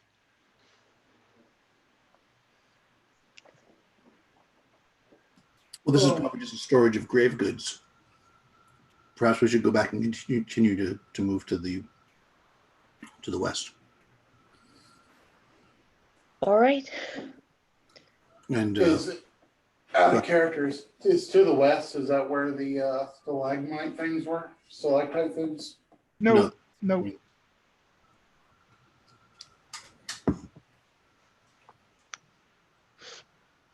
Okay. I'll follow your lead, Birch. Yep. no, she'll go back down to where we kind of cut Yeah, to see if I can- man, we're all yawning, I guess. You're going to continue digging out to the west a little bit? Yeah, I think so. I mean, none of those burial or whatever, those casket things, jars look like they could hold a halberd, right? It was all small. So. Oh, yeah, they're all pretty small. Okay, yeah.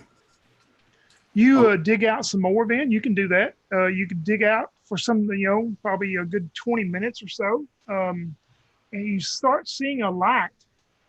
And it appears it's a torchlight coming about 10 feet ahead of where you're digging out from. The kind of light like in the magic torches we've already seen. Exactly. Okay. We might be close. This is a good sign. Yes. So I continue to dig. Yep, we're digging.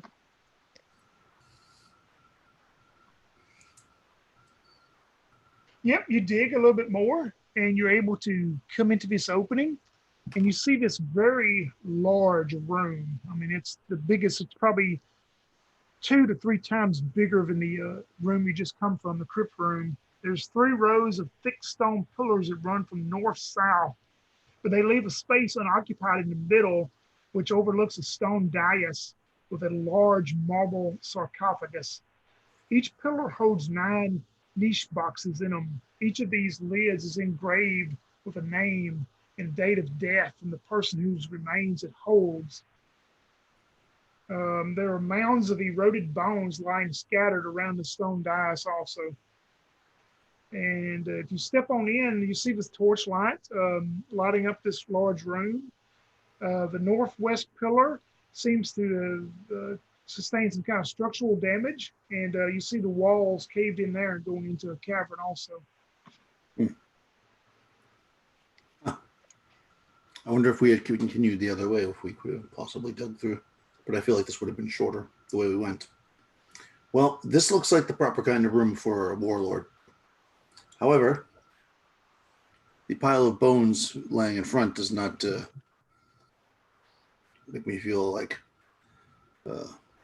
this will be done in complete safety. No, I agree. We all saw what happened to Leonard in the other room. Mm. Let me see. Okay. I'm sorry, Tony. Who was the owner of this poo again? You're looking for Hunt Girth the Haunted. I'll put it in chat. Yeah, he's hunter.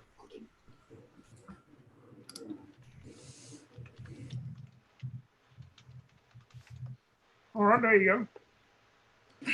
Nice. We don't want to spit on his grave. Yeah. No. The bones are all around the dais, Tony? Yeah, seems all these bones are laying pretty much around the dais and the sarcophagus itself. Can you magic them away? User? I do not believe I have a knowledge of a spell that would allow me to do such a thing. Okay. Fair enough. I'm gonna I'll walk like halfway to the middle of the room. And then I'm gonna say I'm not gonna yell because I mean it's probably very echoey in here. I'll say it fairly loud. I'll say Great Hunt Girth, the Haunted. We are warriors, come to create balance in the world. We have come for your weapon, the fabled halberd, either to destroy it if it is evil, or use it to spread good.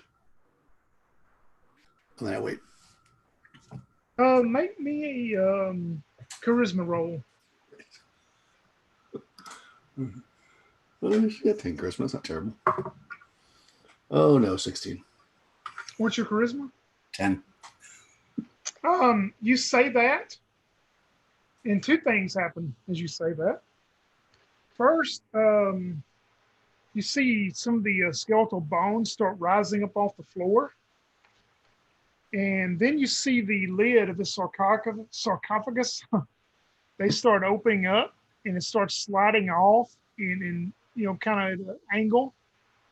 And you see a translucent, vaguely humanoid creature with these two fiery orbs for eyes as it rises from the sarcophagus and starts making its way out holding this large halberd.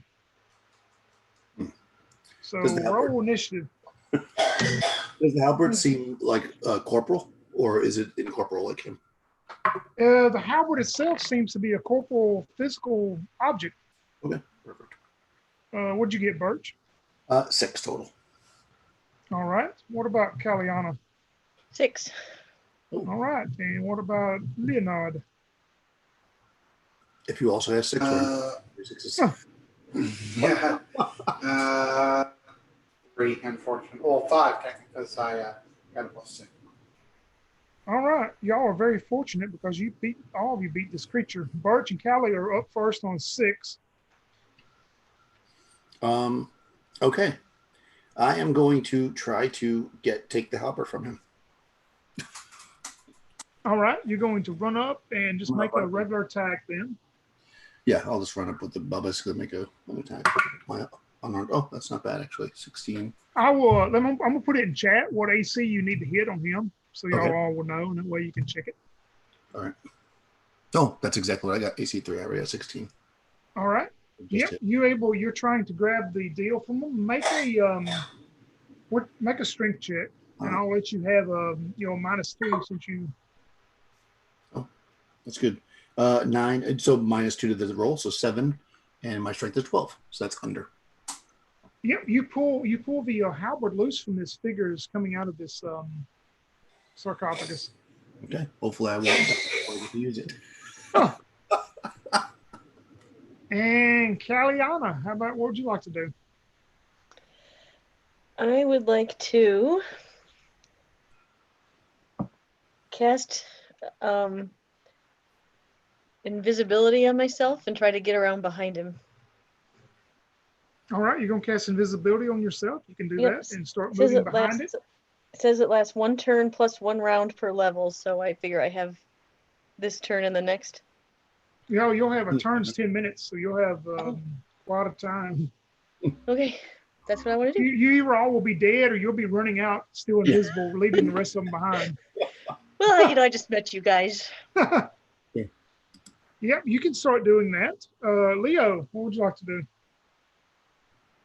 Okay. I'm muted. Yeah, I can hear you. All right. So Leo is going to say, it's going to say, don't make me do it, Hunsgrove. And he holds up the necklace of the peacock and he says, do not make me call down the power of the gods upon you. And that's what he's going to do with it. When you do that, you feel nothing but a cold chill in the air as nothing else happens. This figure rolled a 3. It reaches out and is going to try to grab hold of you, Birch. Oh boy. And it will do it just barely. Man, it almost missed you. Okay. You will take 1 point of damage, Okay. but you will also lose 2 points of strength as this thing just chill, cold, and touches into you as you feel your strength zapping. Alrighty. And we are back to Birch and Callie. All right. Well, screw it. I'm gonna try to hit him with the halberd. Halberd? Yep, Yeah. you can do that. Oh yeah, I'm all about the halberd. Oh, I got 18 again, which is armor class 3. It's exactly what I need. No, actually, no, that's armor class 1, so it definitely is. I don't know what kind of damage halberd does, so I have to look it up. Oh, I don't either. I was thinking D8 if I was going to guess, but it may be more than that. And it's pole arm, so it might be D10. Let me check it. Halberd.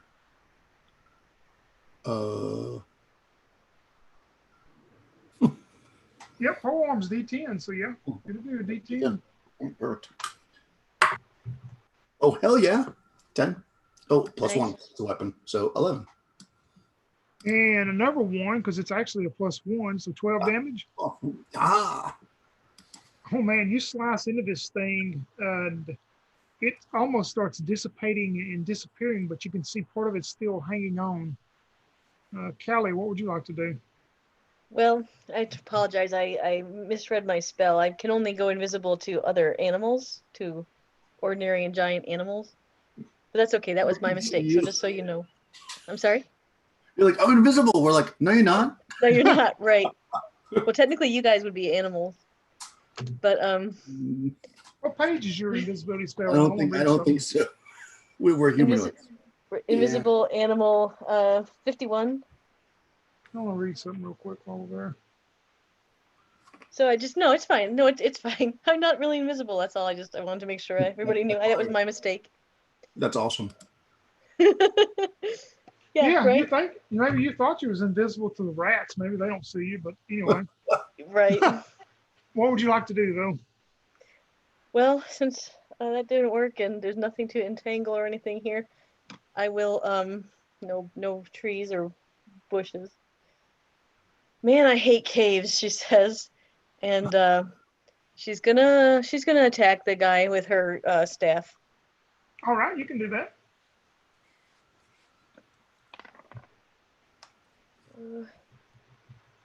Yeah, it hits armor class 2. It's a 17. All right.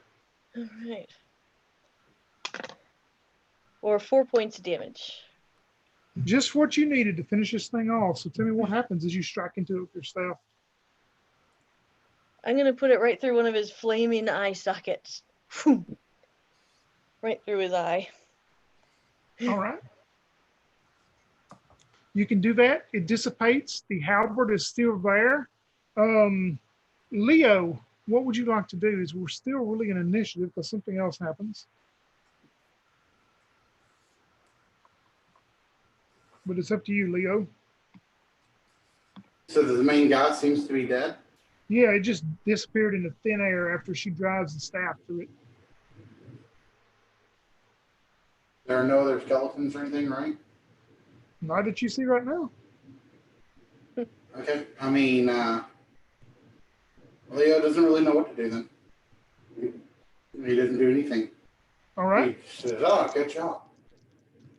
As you say that, a bunch of these skeletal bones start rising off the floor again, and they're going to go towards you, Birch. Ooh, and they're going to hit for 4 points, Birch. They shot at me like Yeah, before. these skeletal bones just shoot up off the ground and just drive Would right that into be you. considered a missile attack? That is a missile attack, yeah.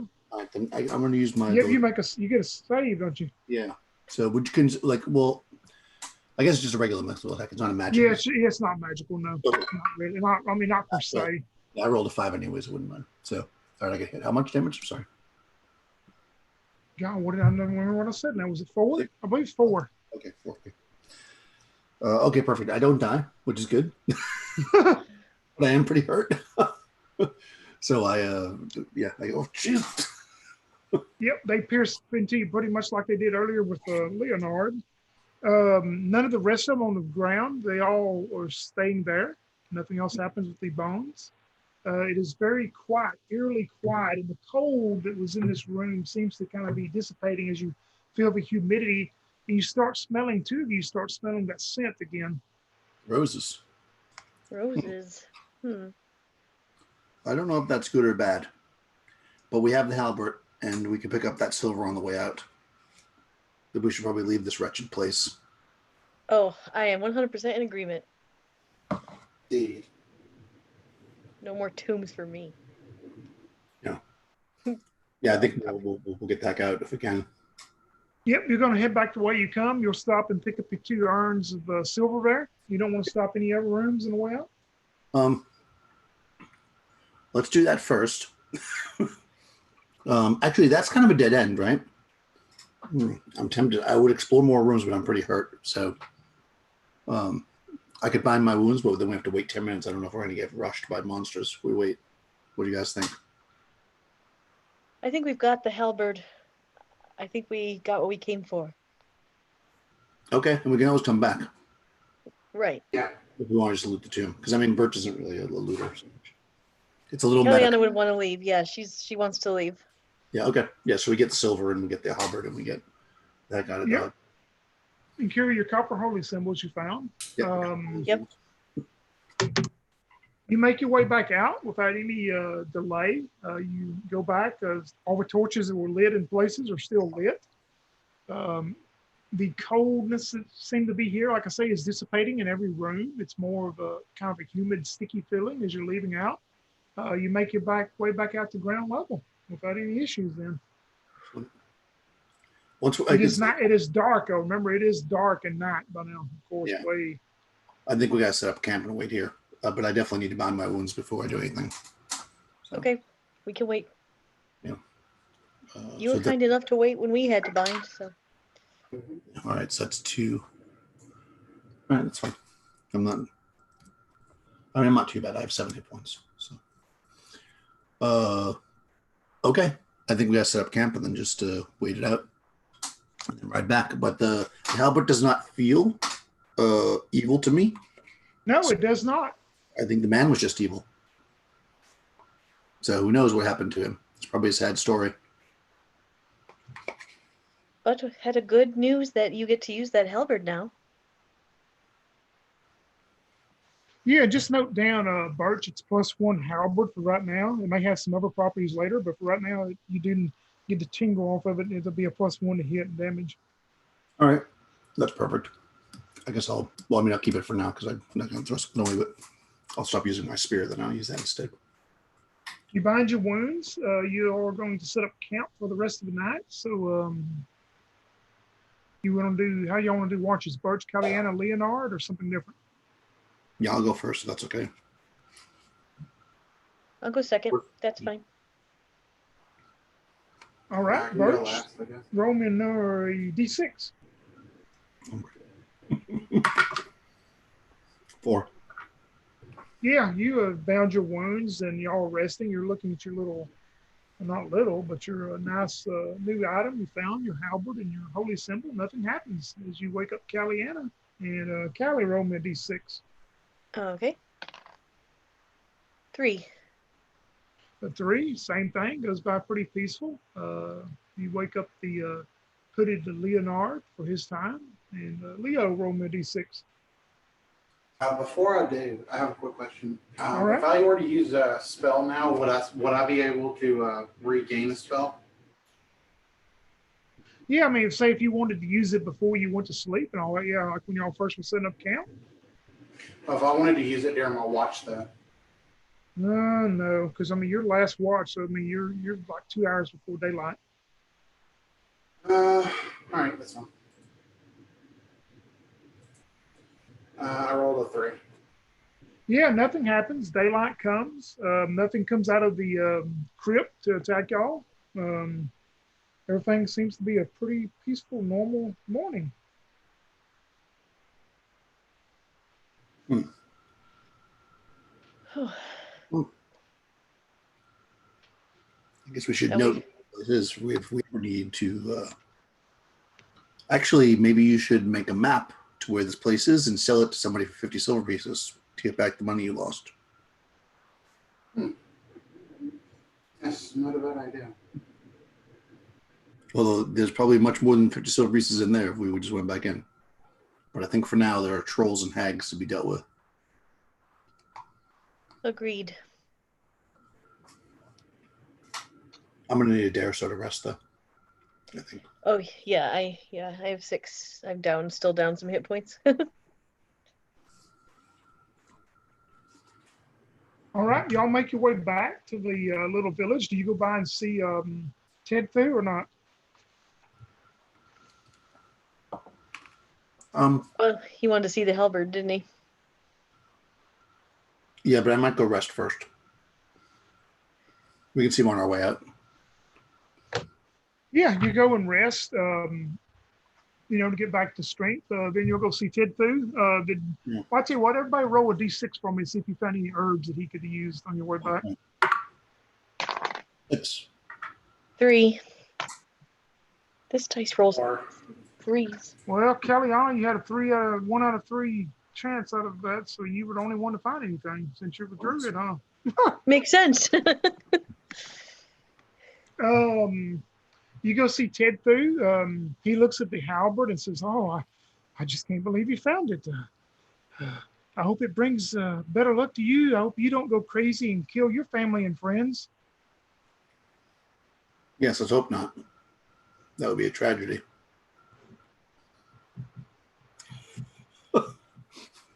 Yeah, let's hope that doesn't happen. That's a positive thing to say. But he looks at the herbs that you brought, Kellyanna. Yep. Make me a charisma roll. Charisma roll. Yeah, I'm 5 under. All right, let's see here.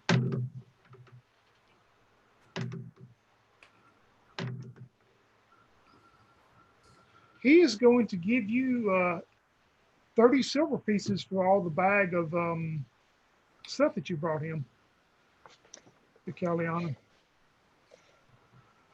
That's all they're worth? Yep, that's all he gives you for the whole bag of what you brought to him. Okay. And he says that these are almost perfect specimens that he can use to make. Well, I will keep my eye out the next time we journey for more. Excellent. While y'all were resting, you would have counted the silver and the iron. The heavy one had 1,100. Of course, I'll put it all in the notes tomorrow, next day. But it had 1,100 in the big one, and the small one only had 100. So 1,200 silver total in there. Nice. You found the halberd, 30 silver to Cali for the herbs. Did we? I'm sorry. Did my strength recover, or is that permanent loss? Make me a Constitution check as you're resting. I rolled a 4. My con is 14, so that's successful. Yeah, while you're resting those days, your strength does return Okay, good. during that time. So I'm not tremendously strong, so loose. Need everything you can get, huh? Exactly.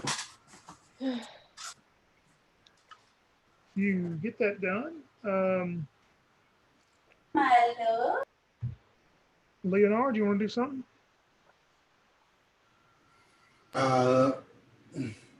Nothing I can really think of. Who do All we right. talk to about the holy symbols?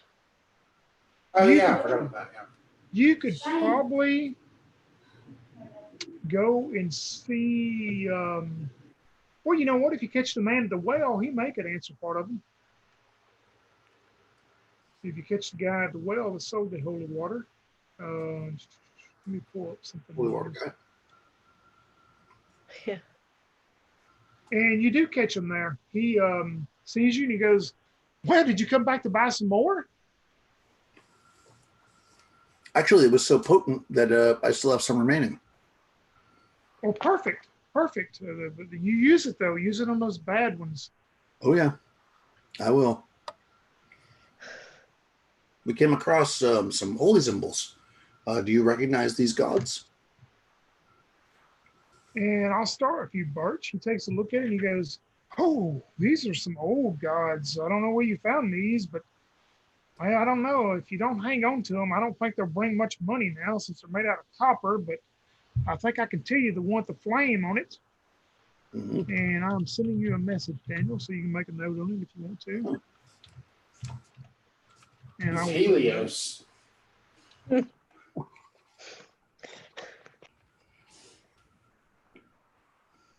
and that's what he tells you about yours. Caliana, I will send you a message about yours.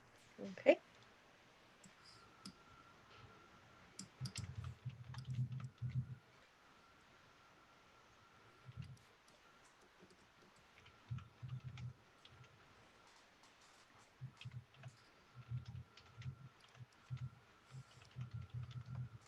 And I will send you a message for Leonard's. Mm.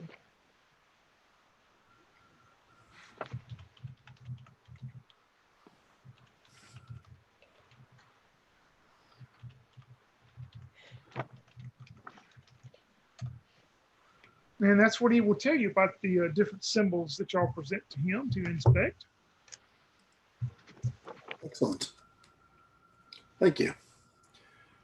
Yes, And many you would thanks. all know by those names, you know, you may not have heard of them. You would, because he tells you they're all very old. I mean, they're very old deities or whatever. It's not really worshipped anymore.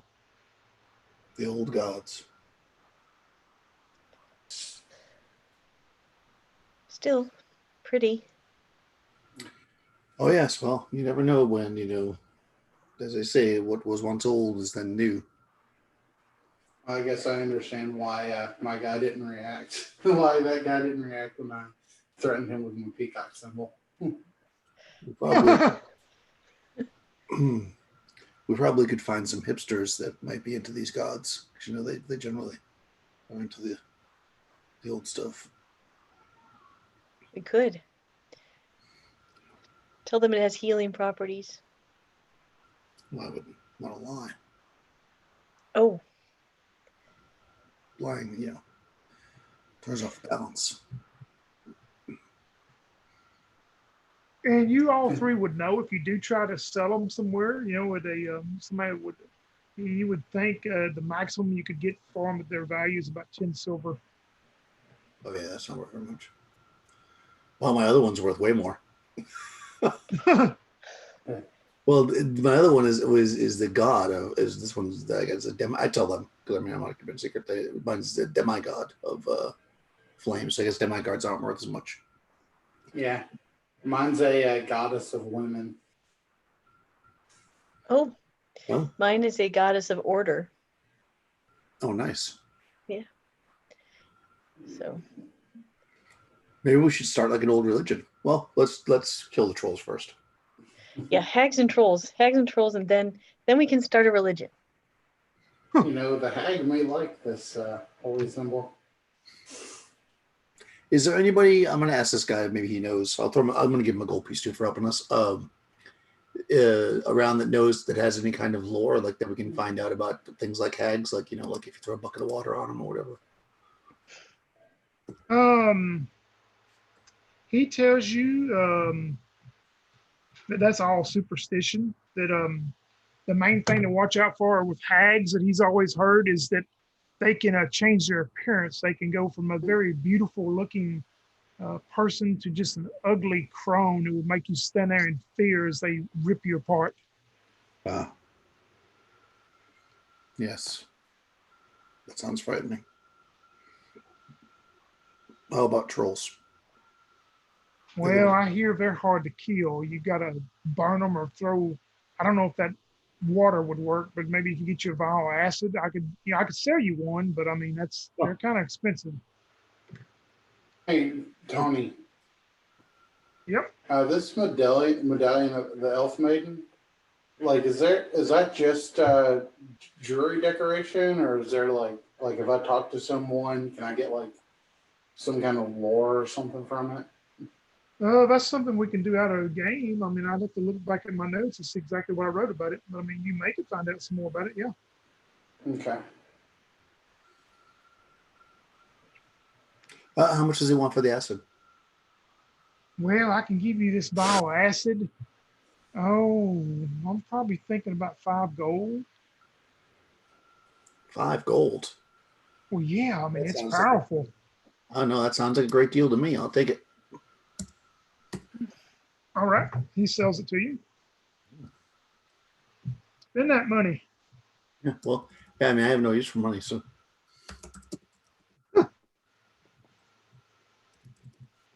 Are there any rules in this one for like getting hirelings or anything? I mean, I'm level 1, so I probably couldn't anyway. But Yeah, we had some last game. A couple Yeah. of them that they were daytime, but yeah, we had some by the day. But if you ask me, I know a couple, but I don't know if they're around. I had, what was the guy I had? Tom or something was his name. I have to look. yeah, I don't remember. I'd have to look them all back up now. Yeah, I have like a little. well, whenever we go deal with that hag, we might want to Oh, yeah, we're going take now. some extra people with us. No, none of them are named Tom. Henry, maybe? I don't know which one I had last time. And Crystal, how did I know you would want to bring up to do something that I'm not prepared for? I forget which one I had. Was he? We got Richard, Gary, Especially Frank, and Henry. Gary. Yeah. I just can't remember which one I had. I think Young had the one that was a cleric, though. Henry.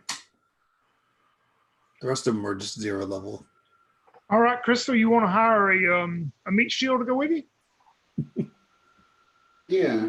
All right, write this down because I'm doing this off the internet, so you need to write it down because I'm not gonna keep up with it.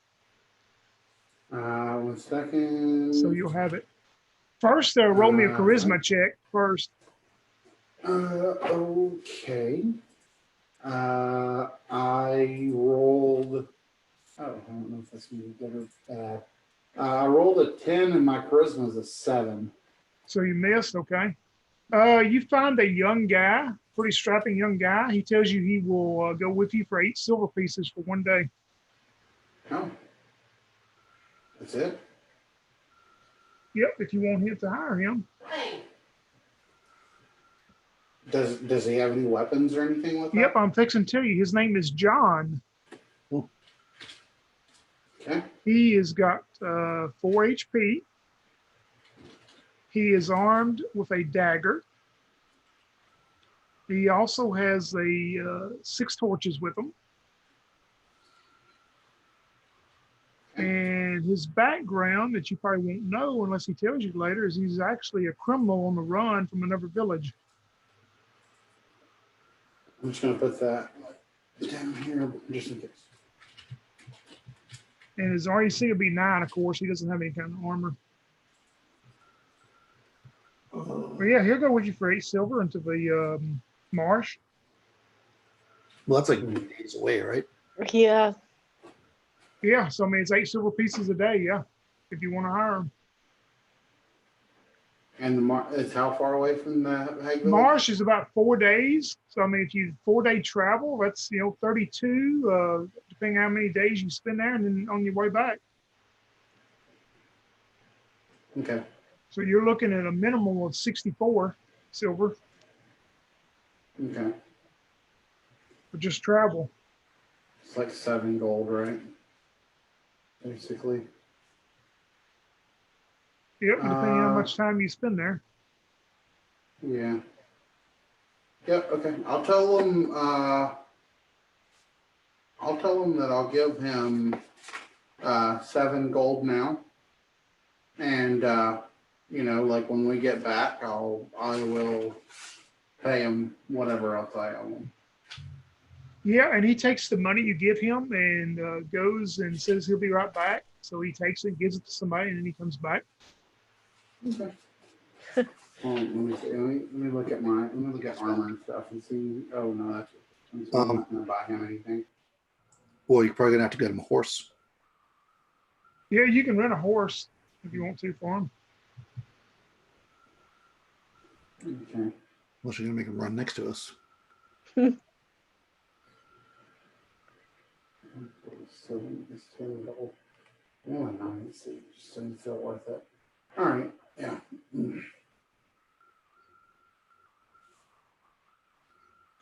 Okay. How much would it cost to rent a horse? I don't know, but I will look it up and I will put it in the notes and let you know later, though, for sure. Okay. It will not be outrageous, I promise. Okay. Just sign here. You can put it up. He's just in the room. Don't worry about it. Just sign here. Everything will be fine. Don't read the small print. Oh, All right, off to the marsh. the Yeah, marsh and it is. let's take about a 5-minute break because we've been All right. going about 2 hours. So let's take about a 5-minute break. We'll come back and see what we find in the marsh. Sounds good.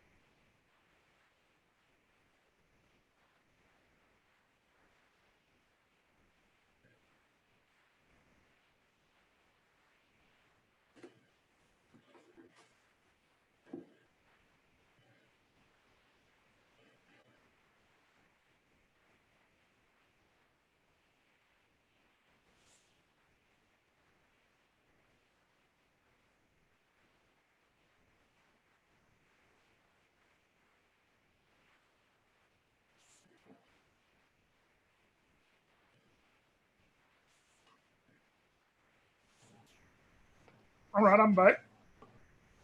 Hey, Tony. Yes. It doesn't say so in the book, but I know you've used the custom rule before that if you get a helmet and not a shield, that it will still like less your AC by 1. Would you do the same thing here? For you or your henchman? My henchman. Yeah, sure. For a henchman, yeah. I mean, I no for a character, no, but I mean, I'll do it for henchman if you just. Okay. So I'm gonna buy my henchman some leather armor, a long sword, and a helmet. All right, whatever book prices are for all that, just note it down that you Okay. spent that. No problem.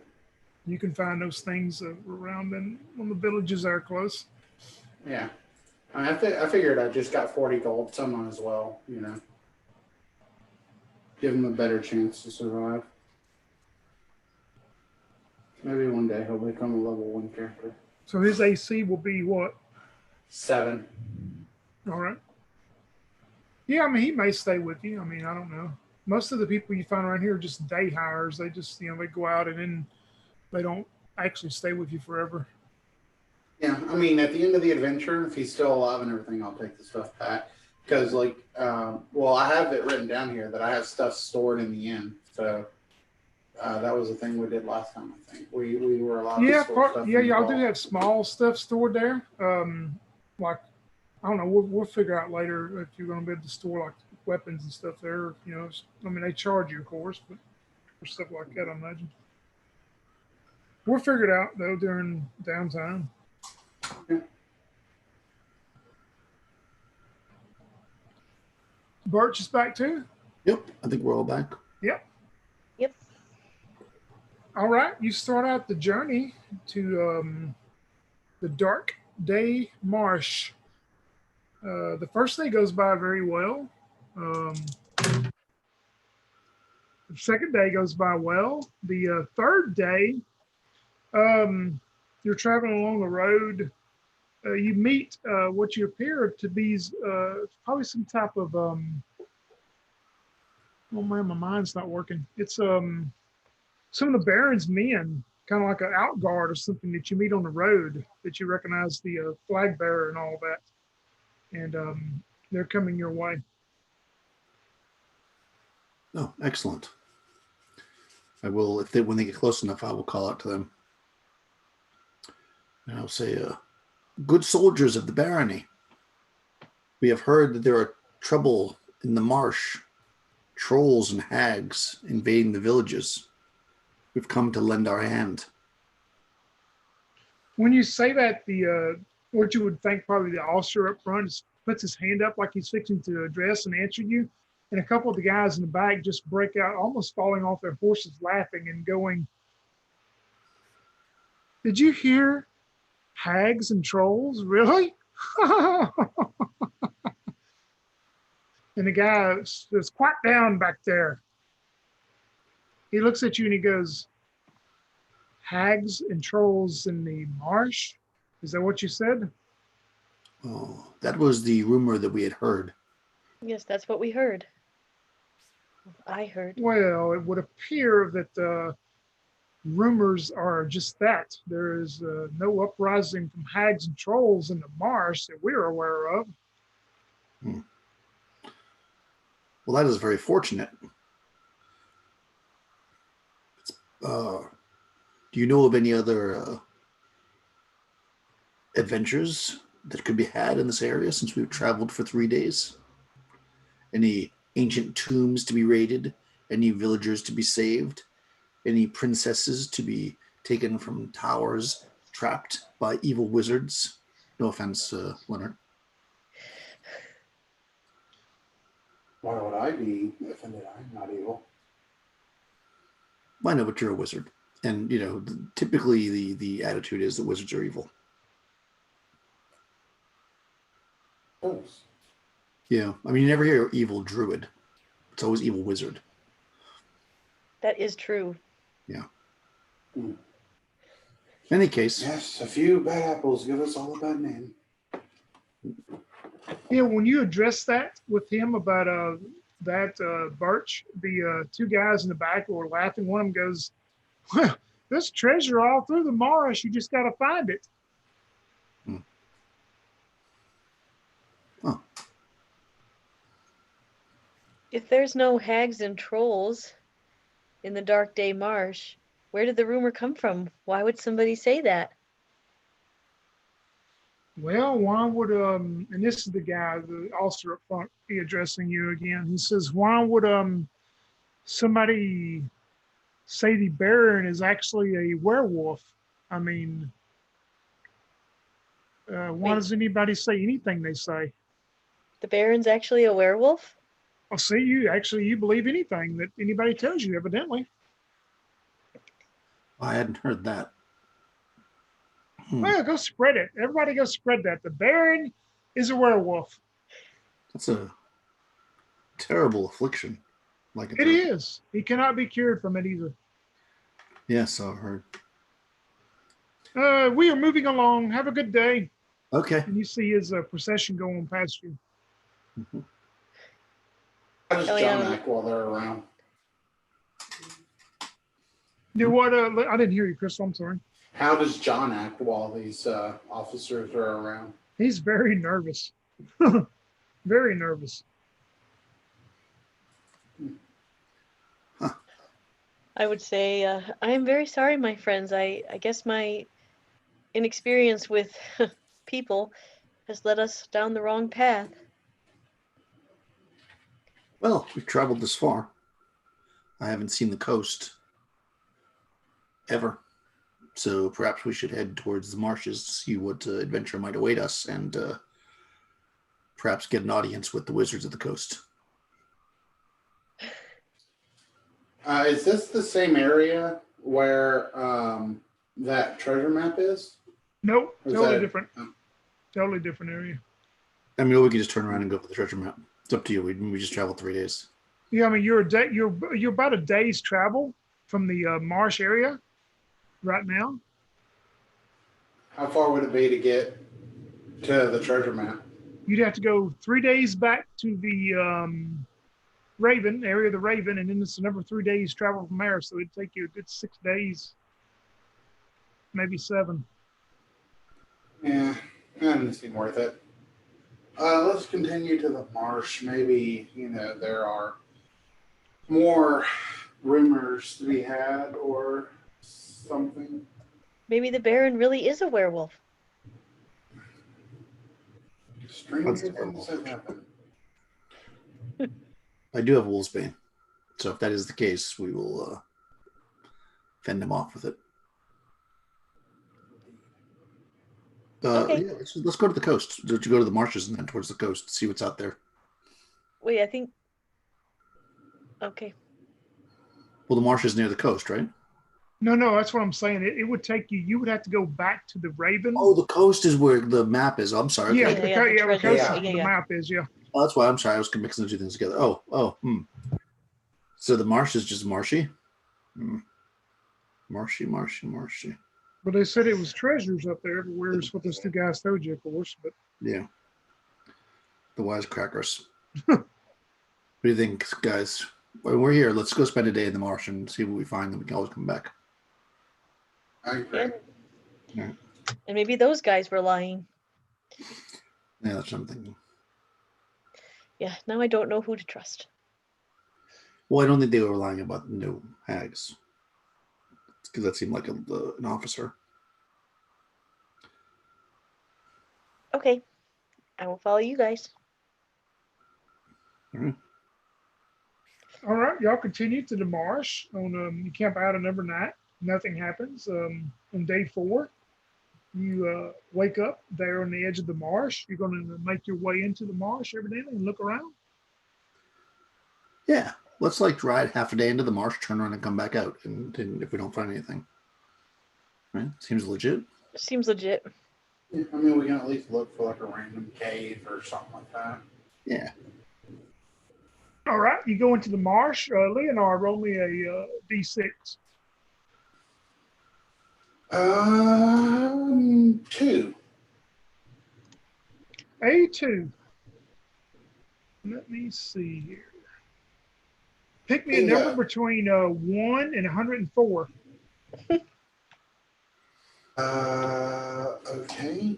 93. All right. Let's see what 93. Oh, wow. Well, all right. 7 versus and a dragon. Yeah, right. It's a troll and a hag. Yeah, it's an army. It's an army of trolls and hags. You're moving along into the marsh. I mean, it's deep in places, but I mean, you're all able to still continue with your horses. I mean, it's taking some time. You see out in front of you, all of you will see it because it's very large, standing about 8, 9 foot tall. You see this almost humanoid figure standing there that appears to be made out of clay and mud and different stuff like that, and it's just standing there in the middle of the marsh, almost like a statue. Oh. It's not moving, right? It's just looking at Nope, us. it's just standing there. Huh. Does it have a weapon? Nope, it does not. Do we notice any caves or anything right near it that it might be guarding, or showing a sign of? Not from where you're at. No, you can't tell anything exactly from where you're at, the distance. All right. Well, even though I can't see, I'm going to say, well, somebody wouldn't build a statue out here for no reason. Clearly, this must be a marker. So I'm going to ride forward cautiously. John, how about you ride out there and tell us if you see anything near that clay statue? Make a charisma check. Oh, come on. You're going to make me make a charisma check? Okay. Nat 20. Oh, wow. He looks at you and he goes, well, I'm not exactly a fool, you know. I mean, I will be glad to go with the rest of you, but why would I go up there by myself?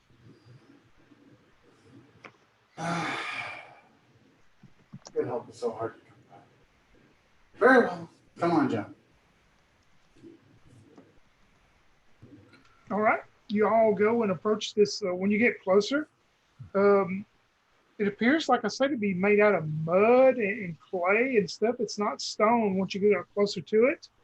And directly behind it, standing there, I mean, where it's standing directly behind it, you see kind of looks like almost like a trap door that leads into the ground. I mean, it's kind of the water and the muck and swamp stuff is pushed away from it. Well, there's a trap door there. Oh. See, look at this. Trap door. Does does the figure have any anything written in the clay? Anything? No, and it's just almost like a very rough-looking humanoid face it's carved with, and it's very large arms and muscled up legs, but nothing anything else to distinguish it at all. Okay. Can I, if I roll an intelligence check, can I tell, is this belong to any, particular creatures, or, does it seem like it's resembling any kind of god or something like that? Yeah, roll me an intelligence check.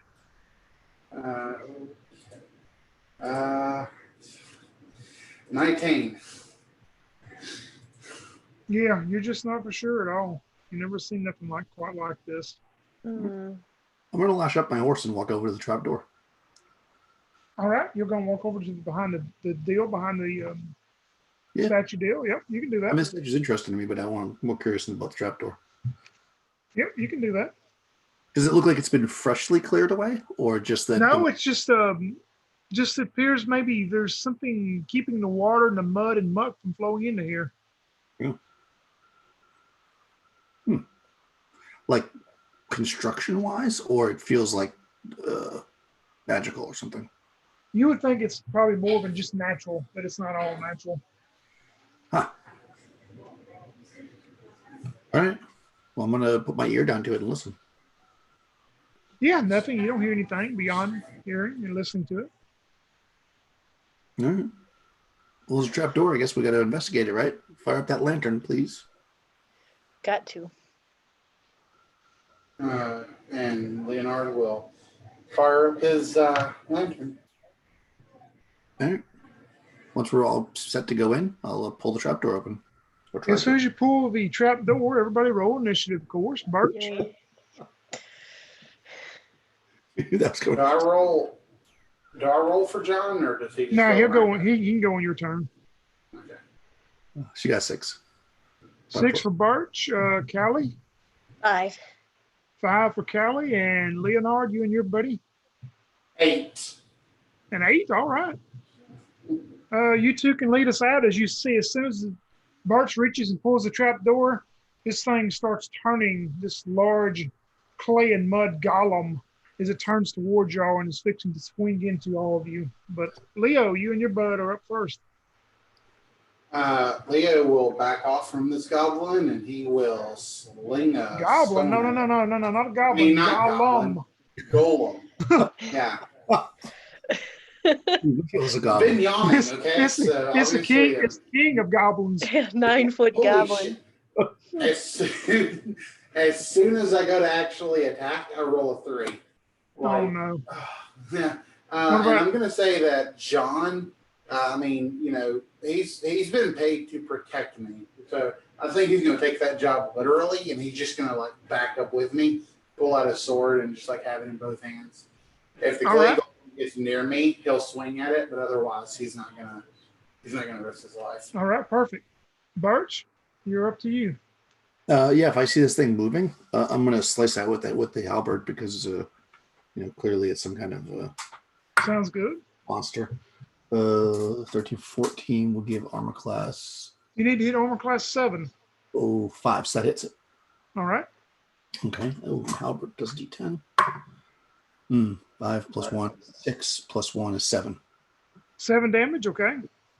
You knock some mud and muck and clay and stuff off of it, but it does not appear to be hurt very bad at all, no. I didn't think so. We're up to you, Callie. Okay, so we're to marsh, so now I can use entangle, correct? You can. Okay, that's what I want to do. 40. It's going to entwine about the creature, holding it fast and causing them to become entangled. May move half its normal movement if it succeeds in a saving throw versus spells. All right, let me look up something here.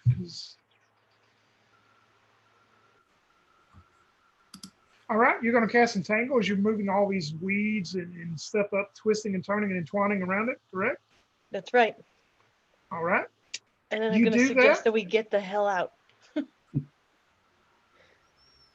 Let me get back to the right sheet I need to be. I got too many PDFs open. You do that. It's up to it next. You see all these weeds and stuff that you've started to entangle. You just see them all burst and fall off of it. It seems that your spell had no effect on it at all. And it is going to swing out and try to slam into somebody. Let's see who it's going to take. Ooh, it's going to come after you, Leonard. It is going to hit. It's coming after me. Can John swing at it? Not now. Too late now.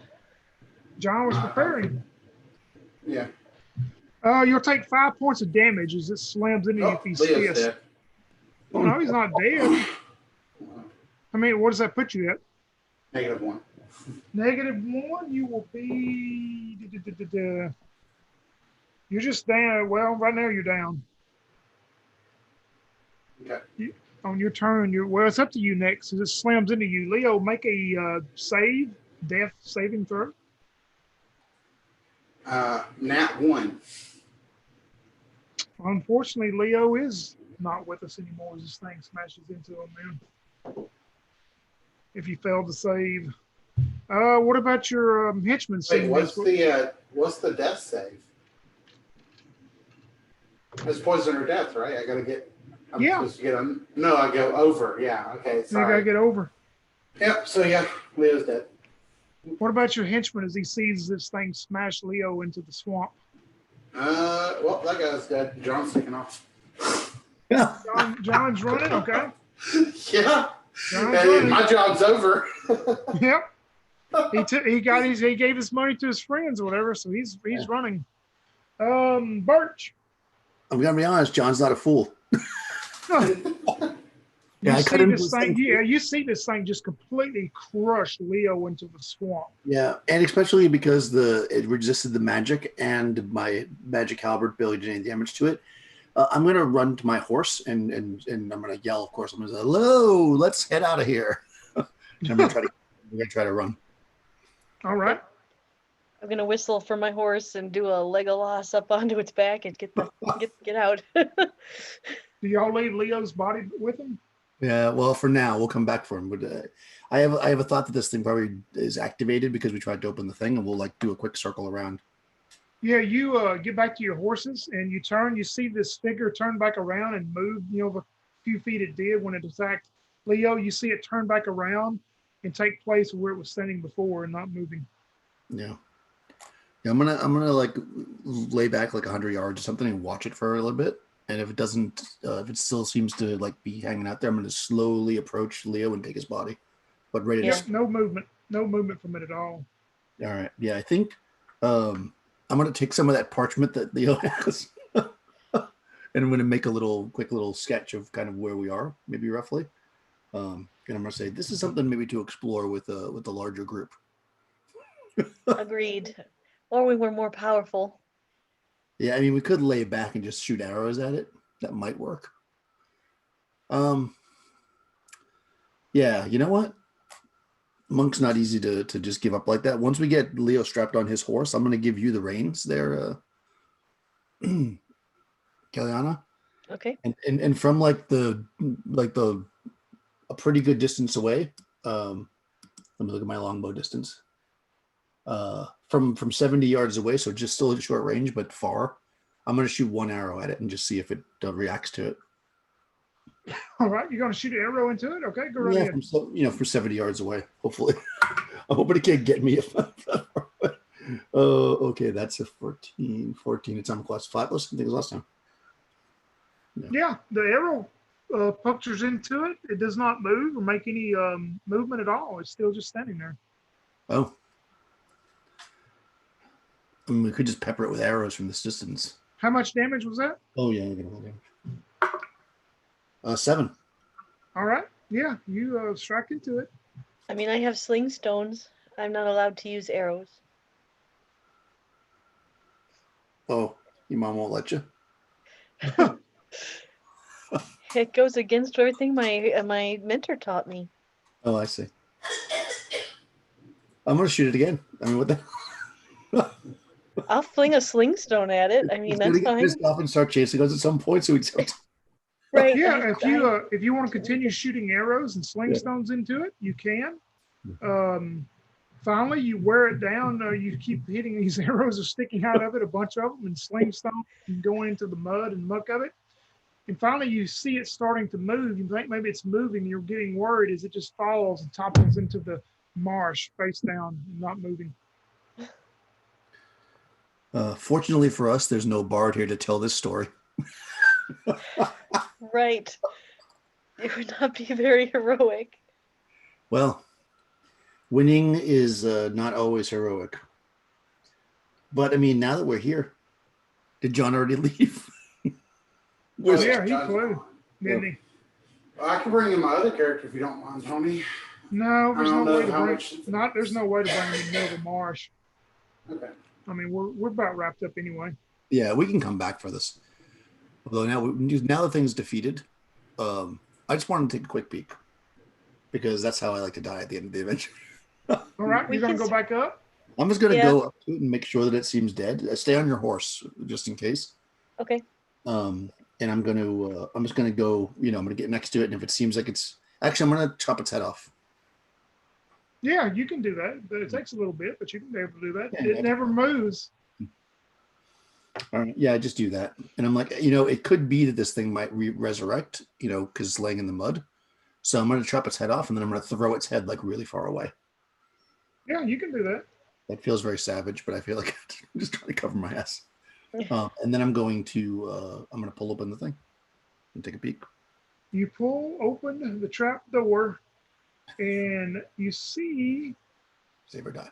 It is not. Yeah, you do not. It does not lead anywhere. It goes down a few feet in the ground, and you see a large chest sitting there.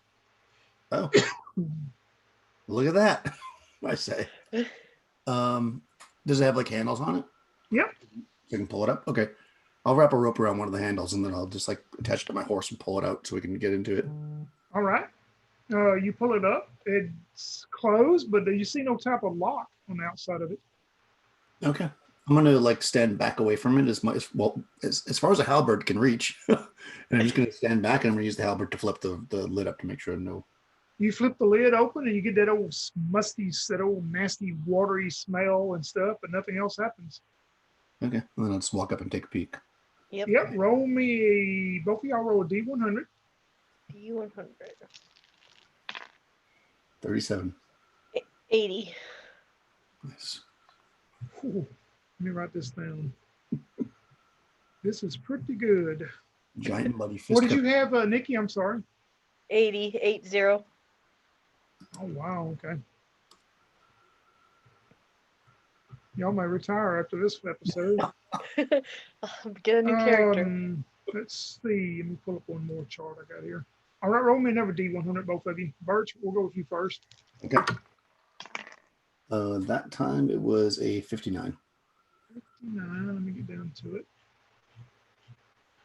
Because this is like a single item. Let me write down so I can look it up later for all the information. You find a small iron figurine. It looks maybe like some religious symbol or whatever. It's kind of crudely carved though, and it looks like a bearded man, or maybe a small, short man, or maybe even a dwarf. And it's sitting on a throne. And he's wearing, what's weird, he's actually wearing, it's the way it's carved, he's wearing like a conical helmet, almost like something a wizard would wear, a big, tall, conical looking hat. And you see her laying across his knees, depicted in this figurine, is what appears to be a large mace. Nice. This is interesting. And Cowley, roll me a 100. Yep, I rolled a 43. 43 for Cowley. Birch, 59.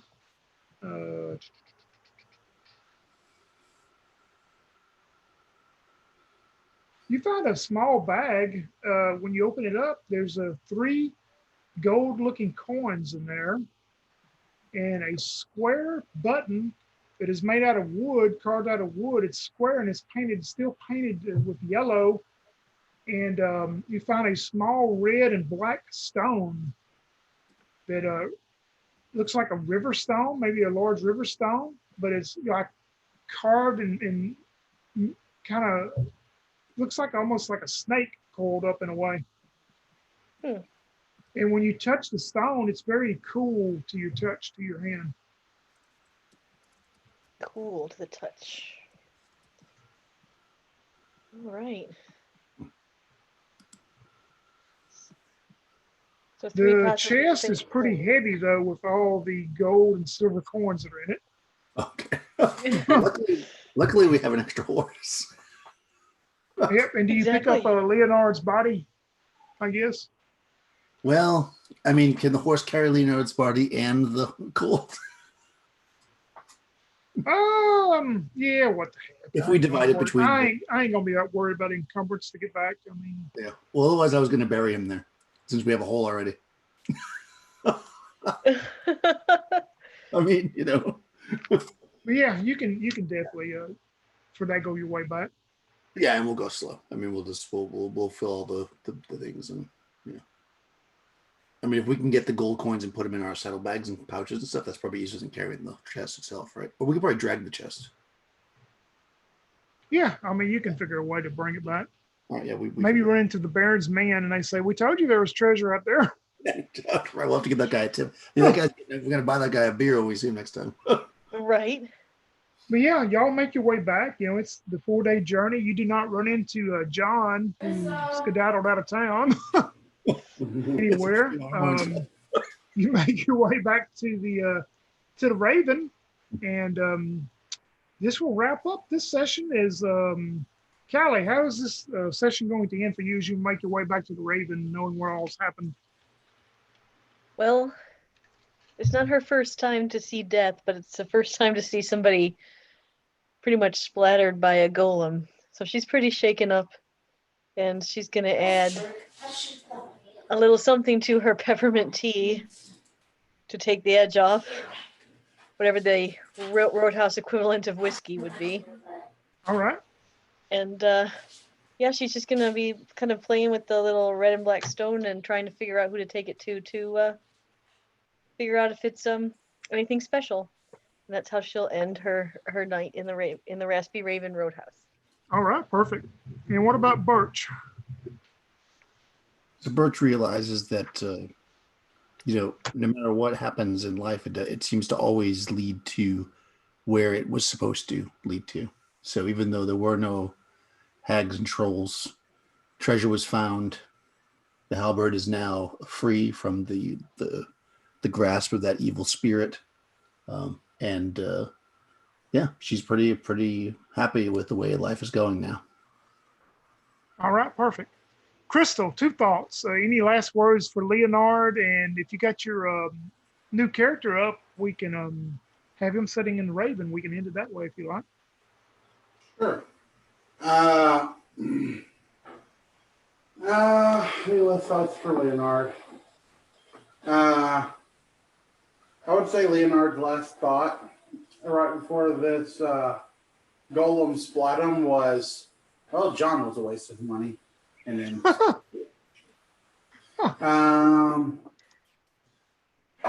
and yeah, and sitting in the tavern when you return,